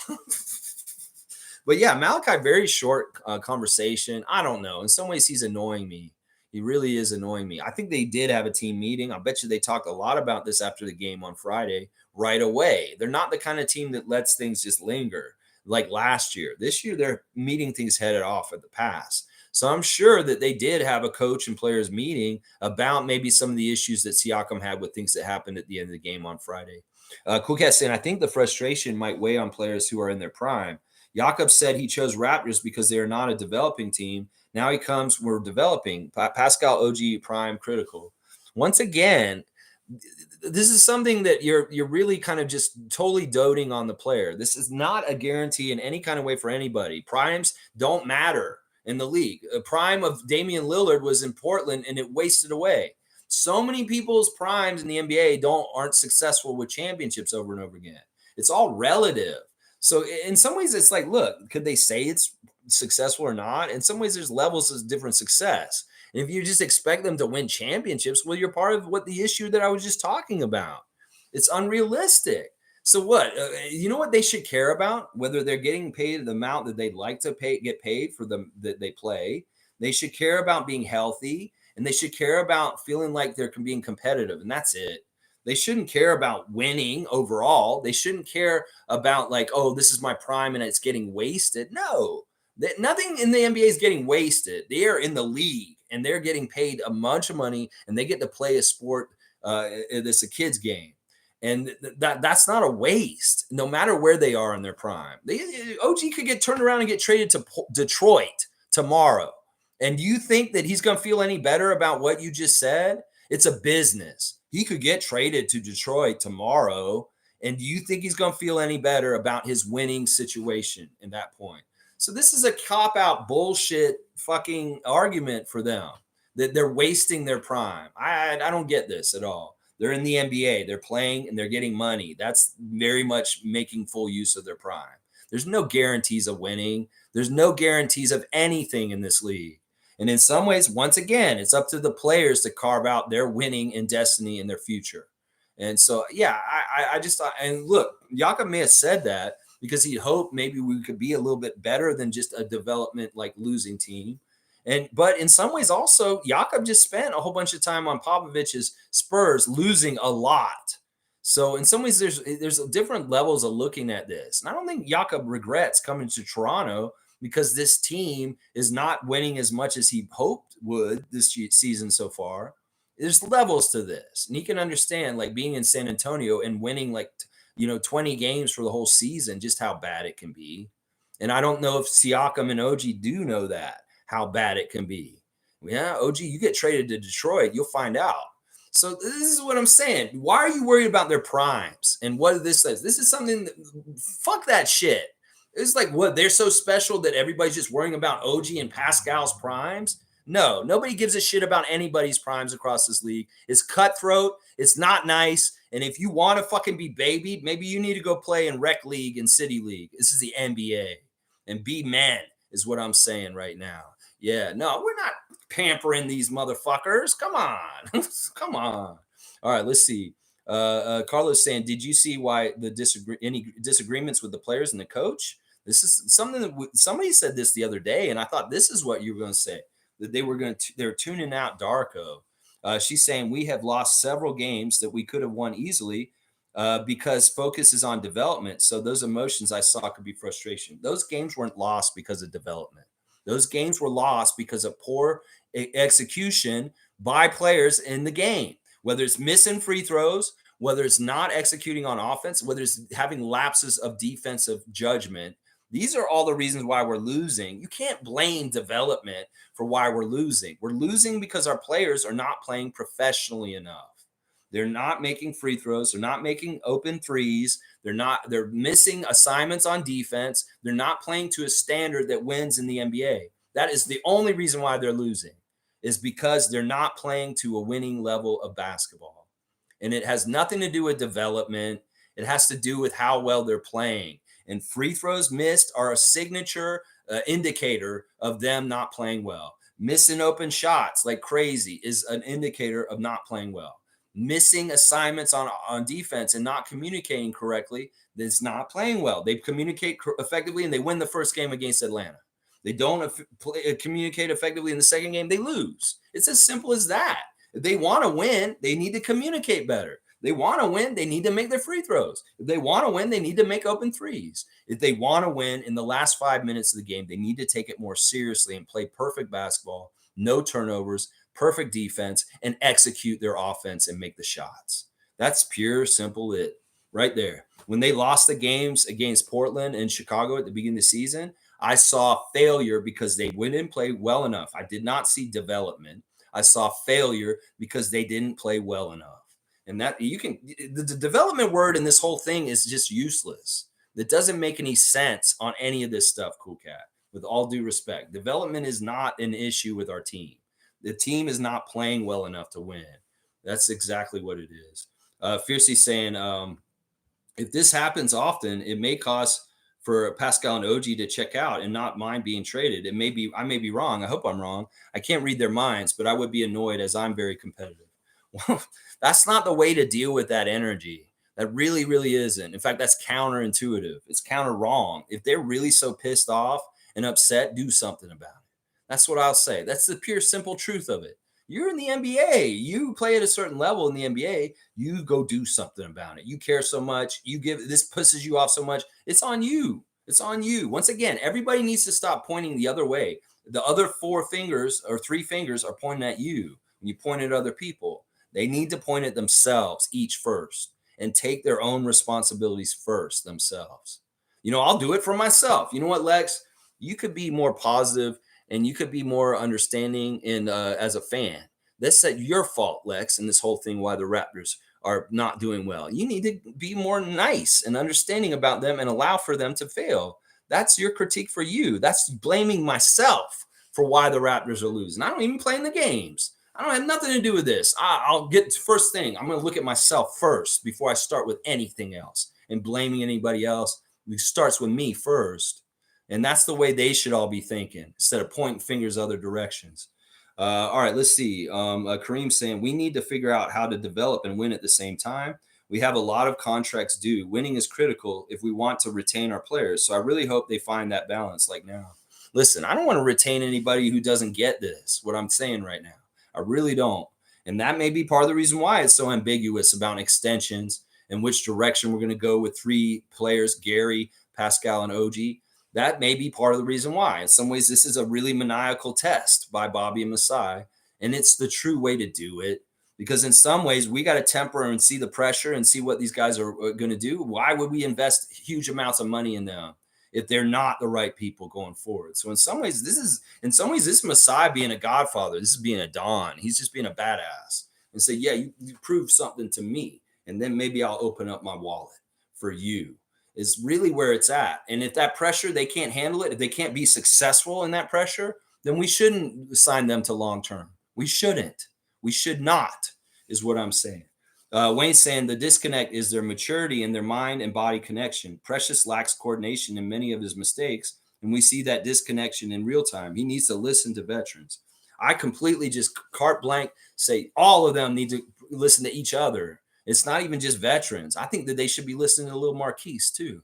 And he's one of the younger, littlest players on the team. And he has a wealth of knowledge that if people get past their ego and listen to each other, they'd be better. Sure, they should listen to Thad. Sure, they should listen to Otto. Sure, they should listen to Garrett. They should listen to Dennis. They should listen to Jakob. They should listen to Pascal. All of them should be respected and listened to in a certain way, for sure. In some ways, that is absolutely prerequisite for a team to be successful. All right, let's see. Cool Cat is saying players always look over at Coach Darko during the games, so that was business as usual. Darko always pacing, sometimes on the court talking to players. Laugh out loud. An avid pacer compared to Nick Nurse. Cute. I don't even. What was that? An avid pacer compared to Nick Nurse. Cute. Yeah, I don't even remember that part of what I said. I don't remember. Yeah, listen. If he's lost the players in any kind of way, they need to regroup. And Darko's a proactive. He's a relationship coach, so he's very much keeping tabs on how he is, hot or cold, with different players, and he's working on it and fixing it instead of letting it go wayside or really bad or deteriorate. So if there is any kind of strain or anything where he senses one of the players is not respecting or listening to him, oh, he'll fix that before he lets it go on for too long. Trust me. I trust him for that. Carlos saying that is the holy grail, Kareem Thomas. I hope we pull that off, winning and developing. Getting, I don't even remember. You got to tell me what it is. Let's see. Preach. All right. Thank you, Cowboy. Cool Cat saying, anyways, that's my observation from the last game. Those court stuff won't show on TV because they follow the ball. Laugh out loud. Thank you, Cool Cat. If anything on this, and I know that we've been a little contentious on the development aspect of this. Thank you so much for letting us see your observations from inside the arena, watching outside the cameras. Is very much appreciated. And you know what? It makes sense that happened. I was pissed at Malachi at that moment too, just like Siakam. I really was. I was like, oh man, he's had such a good offensive game. But now this is one of the black eyes and like kind of the negatives of what he did was freezing out Siakam at a key moment when we were trying to rally and win the game. Yeah, that's no good. That's absolutely no good.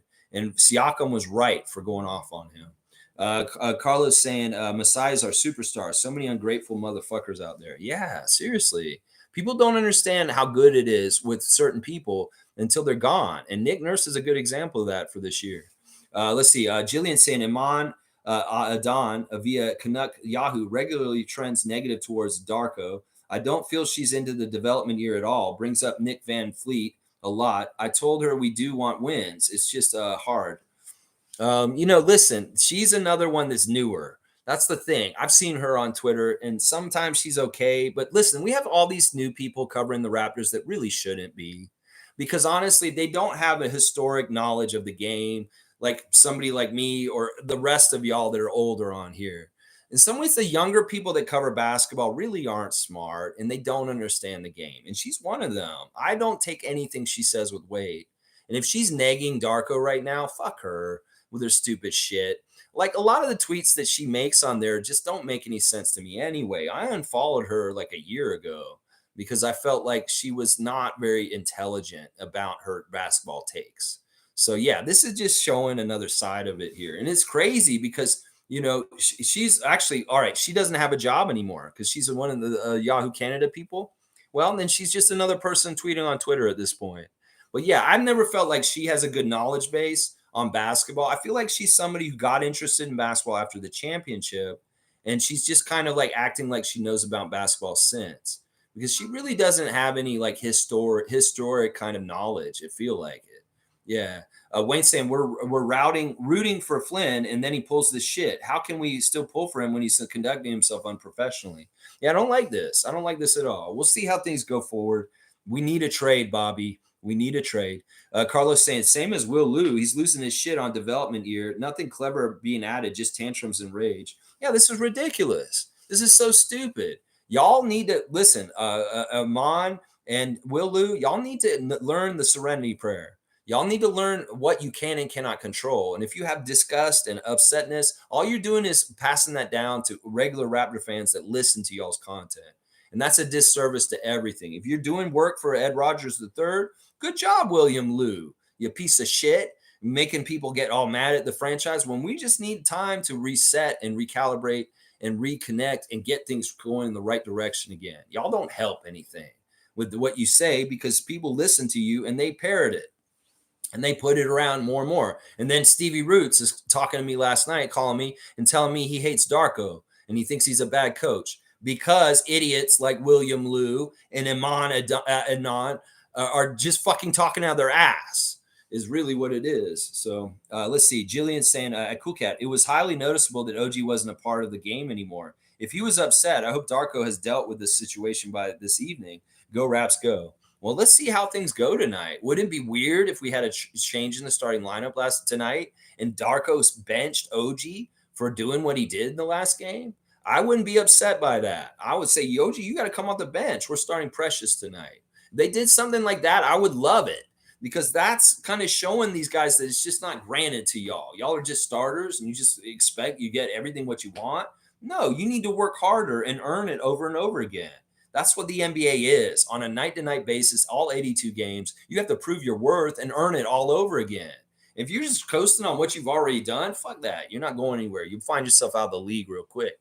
So in some ways, OG, in certain ways, I would punish certain people for shit that happened on Friday. Seriously, if you gave up in the middle of the game, you don't take things professionally, then you shouldn't start next game. And Malachi, if you're going to do what you did with Pascal, maybe you get a DMP the next game and you don't even fucking play against Charlotte on Monday. I mean, I'd be all about that. I would be utilizing my two ways that way, Darko, and say, all right, what you did to Siakam on the last game, you're not playing tonight. Marquise is activated. He's playing point guard tonight, backup.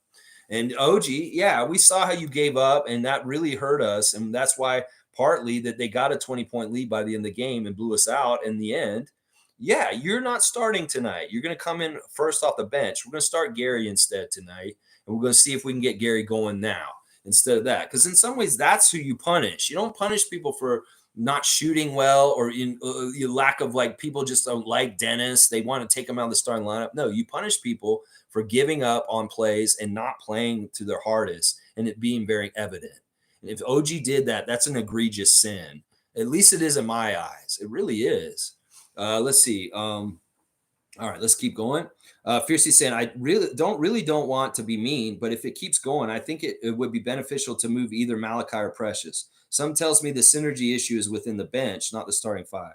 Yeah, I don't think so. I think that the bench doesn't have that much power. It's still in the starting five. I'm serious. It's one of the main three guys that the issue is. And that's why I want to see if they know which one it is and they're going to trade him very soon. That's what I don't think Malachi's powerful enough to be this issue. And if he was this issue, they would have got rid of him a long time ago for what he gives to us. So and Precious, in some ways, he's just like, he's a nice guy and he means well. I think Malachi brought him into this bullshit because he was the one he was trying to pass to.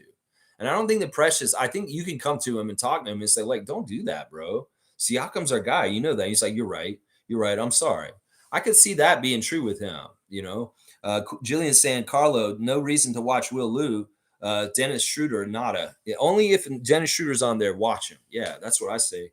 Blackhawk saying, Fiercey, Precious gives more than Malachi. He definitely does. He has way more talent and way more upside, and he's very good defensively, and he's a really good rebounder, and he has an offensive potential that's untapped. In some ways, he's a backup plan with behind Scotty because he could be a level of a superstar in some ways if we get this going right with him. That's the thing. There's so much potential for Precious offensively possible. Jillian saying, Lex, respectfully, it's actually Airdrie near the mountains. Airdrie. Okay, I don't know how to say her name or any of the people. Like, I don't know why. Carlos saying, Will Liu and Blake goes buddy with players like Dennis on their interviews, so their show can be watchable. Then he goes on rants where he dehumanizes players when they lose. Yeah, that's not right, Will Liu. That's gaslighting, and that's abuse of a relationship, and that's toxic. Will Liu, you're a toxic person. That you're going to kiss Dennis's ass to his face, but actually snicker at him, too, on an interview with him, and then trash him the whole rest of the week when he's not there around you. Yeah, that's garbage, Will Liu. And you look bad for it. You guys look bad for that. Yeah, ego. The ego got in their head. Blackhawks saying this year is not about the players. It's about the coach. In some ways, that's true. In some ways, that's very, very true. In some ways, the players are disposable this year. We've got to figure out who the right mix is. And that's why we're looking through them more. And the coach, in some ways, is just trying to set his table and start the new regime. and the new program. And if you don't get with the new program, you're not part of the future.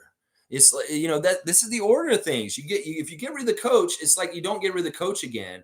You get rid of the next part. And it's usually the players after this. Now, if the players don't work and they bring in more players and it's not working, then you kind of look at the front office then.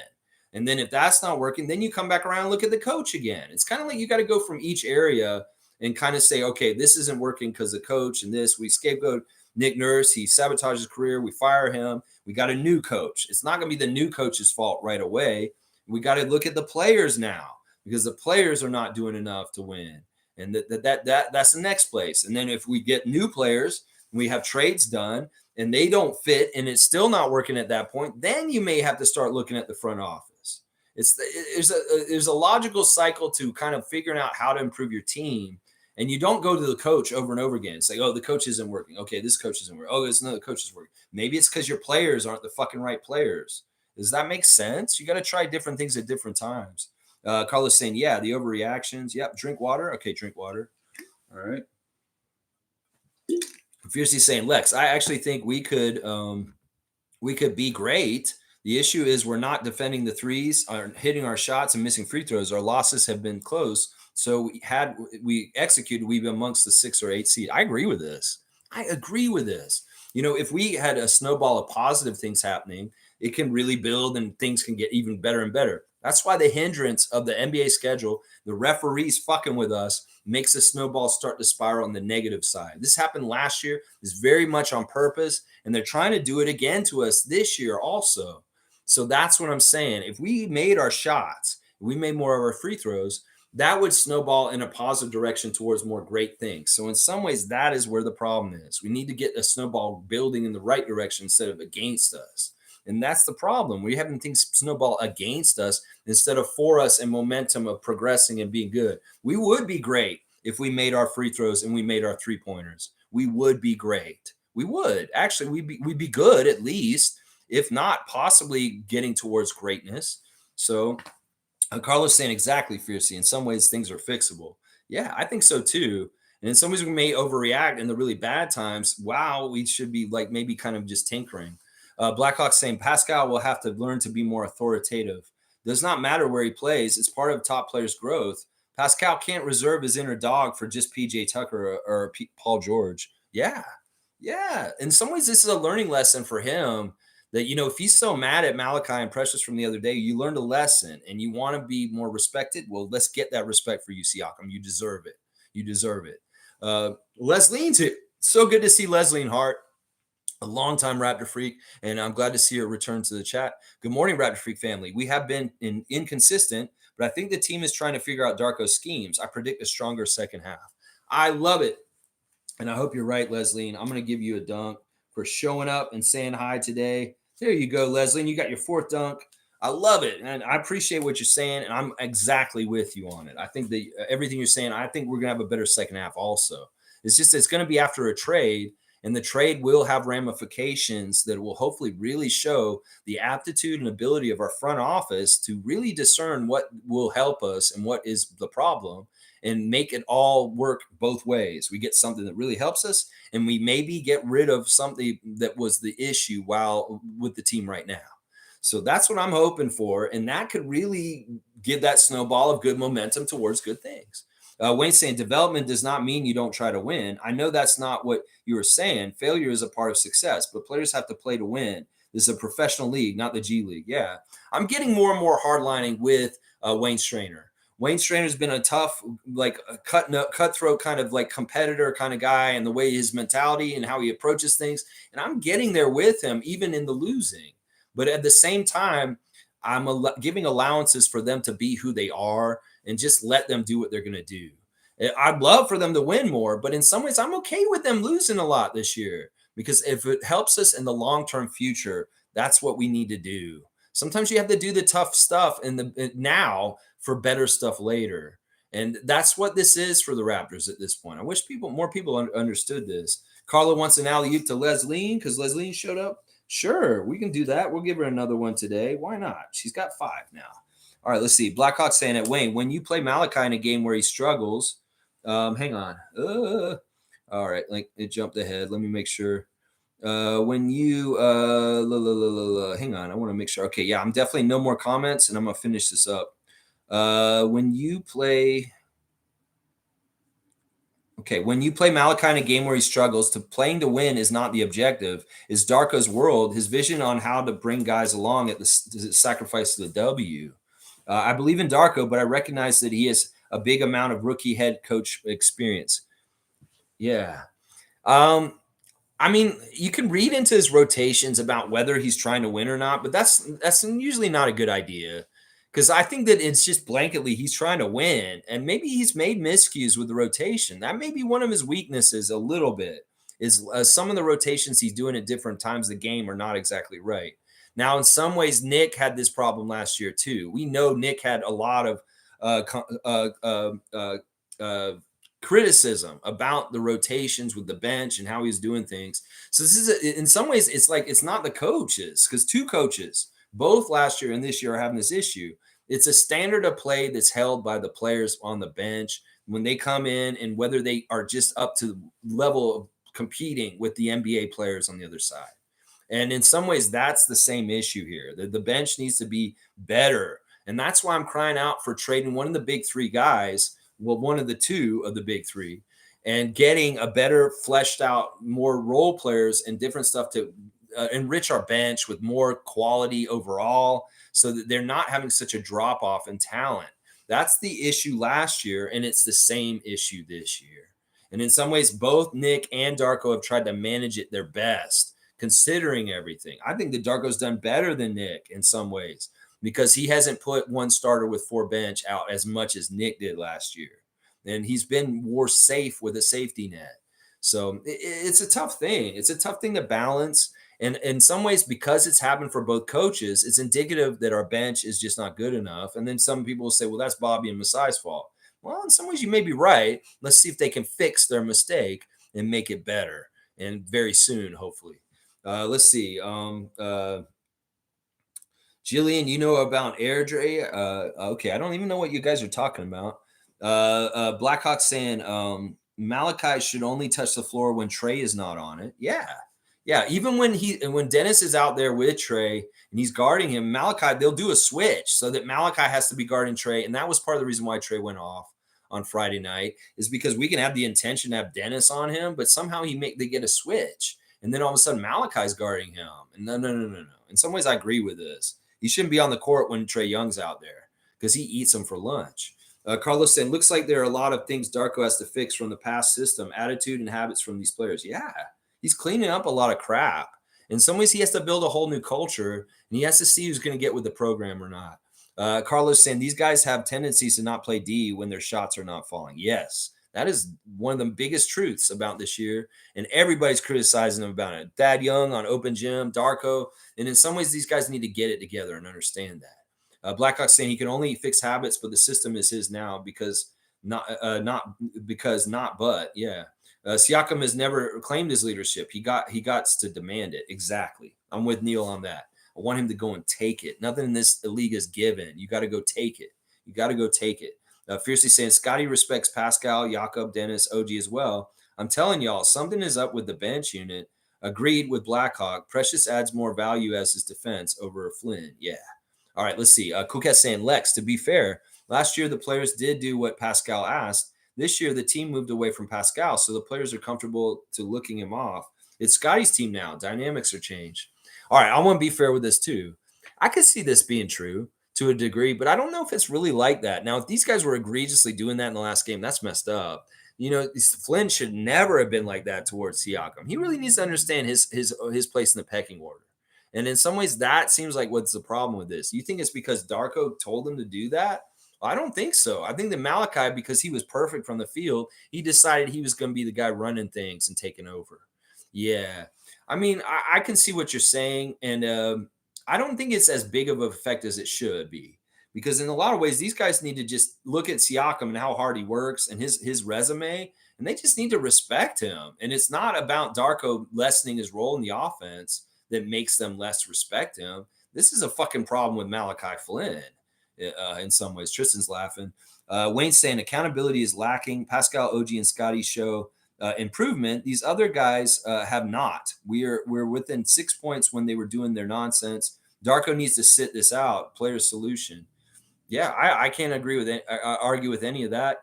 Cooket's saying, Lex, Coach Darko has empowered the bench, and Flynn and Precious think they are equal in skill to core players. That's part of their confidence. They do not defer to the better players now. Now, I would say that Achua is on the same level as those guys. It's just that he hasn't totally reached his potential to be on a consistent basis. I think that Precious is just as good as OG and Pascal and Scott. I really do. Now, Flynn, that's another story. Now, I don't even know if he's empowered them. I know he's trying to empower everybody. He's trying to empower everybody. I think that Malachi stepped on some toes on Friday. Maybe it was an aberration, and it's not a common normal thing. I think that this was just a bad boneheaded decision by him once again for a couple of possessions where he just froze him out. And in some ways, that is where coach and the players should be coming to him and punishing him and telling him, don't do that. Don't go off script. You're not Scotty. You're not Pascal. You're not allowed to do this. So I don't know. We're looking at it the same thing in different directions once again. And I think we're in agreement in a lot of ways. It's just in some ways, like, I don't buy this. They should respect Siakam. His resume speaks for itself. David is signed. Cowboys saying, Uncle David, have a great day, bro. You too, bro. Bam, bam. Blackhawks saying, Hawks played very aggressive against that, and Darko did not have the team push back. Darko needs to improve in that scenario. Yeah, in some ways, it was a perfect storm of the guys being lackadaisical and not really catching up to the offensive rebounding of the Hawks the other night. You know, Darko really explained a lot of this more yesterday, talking about how we played so good in the first quarter and we held them to 20 points. And then in the last minute of the first quarter, he really went into detail about how much that fucked us up, that we allowed them to score 10 points and get 30 points by the end of the first quarter. And he went into real detail about the whole thing. He thought the team played so well for the first 11 minutes of the game, and they were perfect. And then they just went all the shit for 1 minute. And that's what I'm saying. That's the way this NBA is. Y'all got to be perfect the whole time. And if you're having mental lapses and you're not dialed in all 48 minutes a game, that's the kind of shit that can happen. The Hawks will run up double digits on you in less than 60 minutes. And that's no good. That's how you lose. That's why you have to be ready the whole 48. The whole 48. The whole 48. Tristan saying we beat full strength Warriors 2-0 in regular season that year. So saying we wouldn't have won doesn't make sense. I'm talking, what are you talking about? Last year or what year? What do you mean? Oh, you mean the year we won the championship? Now, I know when people say that because Kevin and Clay were gone, and when they try and downgrade our championship and say that Clay Thompson and Kevin Durant injuries are the only reason why we won, they're full of shit. And you're exactly right. We beat the Warriors all year that year. We beat them full strength. Thank you, Tristan. Jillian saying 11:05. Yep, 11:37 now. Cool Cat, Darko is the new deal. They got to get with the program. Yes, we may lose great players due to this year. But Lex, I see your points. It's just hard for the guys to reconcile it all. Yeah. I'm rooting for these guys. I want Pascal, OG, Scotty, the whole bunch of them to play as badass and the best that they can. That's all I care about. I don't want to talk about how they didn't make it happen. I don't want to talk about how they're not winning. I don't want to talk about how dumpster fires are happening around our team. I want to talk about good stuff, and I want them to succeed. That's the most important thing here. Blackhawks saying Precious is higher than Boucher. Injury set him back. Precious took a bit of time to get productive after coming back from injury. This is a good point by Neil, and he's exactly right. Precious is a better player than Chris, for sure. For sure. Jillian saying at Seymour, Alberta equals a decade. All right. Hurting Albertans. Let's go. And Leslie, yes. Yeah, Leslie from Jillian. There's the time. Blackhawk. Thank you. Cowboys saying, Jillian, check out Curb Land Hurtin Albertan Big Tune. Okay. More musical suggestions on the channel today. Later, Lex, Raptor Freaks, bam, have a good day. Mugabe saying, good morning, Raptors Freaks. Lex, we need to as well. Darko not holding players accountable because this guy's off the bench getting 20 minutes and not going shit. Give them 10 minutes. Okay, I'm with that, Margarbe. Salute to Jillian and Cowboy. Cool Cat saying, Lex, now you understand why I said you would get upset. So best not to share on Sunday. It's all good. And honestly, I just like your truthfulness. And once again, we don't totally see eye to eye on certain things. And that's fine. I love you for it. And I really am glad that we can disagree on certain things. But in some ways, it's just a difference in perspective. I am so hardline Raptors first in every kind of way. I don't have any allegiance to anyone. Even like Masai, as much as I have an allegiance to Masai, and I really do, I would have, if I had to choose in the end over the franchise, the number 95 Raptor mascot, and any other player, personnel, coach, anybody, I'm going to choose the Raptor. And that's ultimately just who I'm going to choose every single time. It's just how it is. Thanks to Cool Cat from Jillian and W Stream. And Jillian saying, see you, cowboy. And 11:30, go home stretch. And Fiercely saying, yo, your point regarding coach benching players, Steve Kerr benched Klay Thompson yesterday. So the coach has the last word according to how the players produce. See, I like that. I like that. Steve Kerr is the audacity to bench Klay Thompson like that. That takes balls. And I wish that in some ways, Darko, he'll get a lot of criticism. In some ways, Steve Kerr can get away with it, and Warriors fans will respect it. Darko's too new. In some ways, if he benches OG, like I said earlier, he'd probably get a lot of crap for it. Let's just put it that way. All right, let's do the wrap up real quick. Thank you guys for respecting the comment cutoff. We got 20 minutes for me to finish up. I'll get it done probably hopefully in 5. So, all right, the injuries for tonight. It's day-to-day for Terry Rozier. It's also day-to-day for Gordon Hayward. It's day-to-day for PJ Washington. And Mark Williams, the center, is out. And there is speculation that Miles Bridges was refused at the border and will not be here in Toronto tonight because he's not allowed in Canada. So that's the injury report right now. On our side, it's just Koloko, nothing else. The referees for tonight are shady, and I'm not totally trusting them. In some ways, their records are really messed up. Rodney Mott is the crew chief. Jason Goebel is the referee, and John Butler is the umpire. There was something else I wanted to talk to you guys about. I want to make sure I don't miss it. Oh, yeah. The Raptors 905 have 2 games that were just added to their schedule this week, like last night. So just so y'all know, right in your calendar, the Raptors 905 are playing tomorrow in Sioux Falls. Sioux Falls, South Dakota against the Miami Heat's G League team at 6:30 p.m. Eastern time in the Showcase Cup consolation bracket. So Raptors 905 versus Sioux Falls and Justin Champagny tomorrow night, 6:30. So put it on your calendar, Monique. And then on Friday night, they're playing here against the Memphis Hustle at 10:30 a.m. It's not clear if that game is at Scotiabank Arena or out at Mississauga at the Paramount 5 Foods. So add those games to your schedule. The 2 extra games for the Showcase Cup have been added. It's Sioux Falls tomorrow and Memphis on Friday. Let me see. Yeah, they have the Winter Showcase Cup for the G League set up, and it looks like it's the Mad Ants, the Go-Go, the Ontario Clippers, the Skyhawks of College Park, Westchester Knicks, the Mexico City, that looks like Motor City Cruise, and then the Santa Cruz Warriors are the 8 teams competing in the G League Winter Showcase now at this point. Get your Raptor Freak Yahoo fantasy team set up, y'all. Get them set up nice and good. And also, Kenny Lofton Jr. was waived, and there is a possibility that maybe, I don't know if the Raptors will get him. It may not make any sense.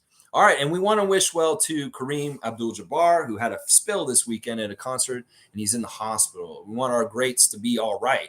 And rest in peace, Eric Montross. Horrible news this morning. The passing of former Raptor Eric Montross at the age of 52 of cancer. Very, very sad. Very, very sad. Cool Cat saying, Lex, I started watching basketball with the player Magic Johnson. So far, for me, the game is bigger than the team. Then I'm drawn to personalities to get it out of the mud. There you go. And we all have different fandoms, and I shouldn't tell people how to be a fan. But in some ways, I'm just such a Raptor freak that I'm that kind of freak for Raptors. Denial's here just last minute. Hello, everybody. Hello, Denial. Good to see you. And Cool Cat saying, hence, Pascal is now my second favorite player in all the NBA. Yeah, I love your love for Siakam. And listen, the way you stand up for him is admirable, and I respect it. And I love you for it, seriously. I love you for it. Fiercely saying, I want to hear what the sportcaster will say tonight in regards to Bridges. I'll listen to both the Canadian and the U.S. This will be interesting. We'll see if Miles is actually in Canada. I don't think he is, and nobody's talking about it. All right, Mo, W Stream, and thank you, Superfan Monique, for what you do for this team and for our Raptor Freak family. We appreciate you. You go down to the game tonight, bring that good energy, and kick some butt. And hopefully the Raptors get that big W. Monique's vibes are strong. You do it, Superfan. We love you. We love all y'all. Thanks for joining me today. I appreciate y'all. Here, let's just go ahead and do the main event marquee matchup. Ladies and gentlemen, welcome to Scotiabank Arena in beautiful Toronto, Ontario, Canada. Tonight we've got a matchup of Miles Bridges of the Charlotte Hornets versus the Canadian Border Patrol. Yes, there's going to be playing a game of Red Rover. Red Rover send Miles on over. Let's see if Miles can bust through the barrier of the Canadian Border Patrol to even get on the court tonight. We'll have to see who will be successful in this, Miles Bridges or the Canadian security guards. We'll find out tonight. We'll see if Miles is actually in Canada. I'm hearing he's not, and maybe he is, and maybe he isn't. I don't know. We'll find out. All right, y'all. Thanks for everything, and thank you for respecting my cutoff today. I really, really, really sincerely appreciate that. All right, y'all. Have a great Monday, Raptor of your day, and let's get this win tonight. Let's get the energy right. Raptors, you're professional. Show up professionally tonight, and let's kick some butt and get a W for the Raptors fans, for your coach, and for yourselves. Do it for yourselves. Seriously, be selfish in this way, Siakam. Do it for yourselves. Let's make it happen. All right, we got some French at the end from Jillian, and let's go Raptors. Cool cat, I love it. Fiercey's got Monique on blast. All right, y'all. Thanks once again. I appreciate every one of y'all, and we'll do the reaction tomorrow. Hopefully a big dub for the Raptors team against the Charlotte Hornets tonight. Let's go Raptors!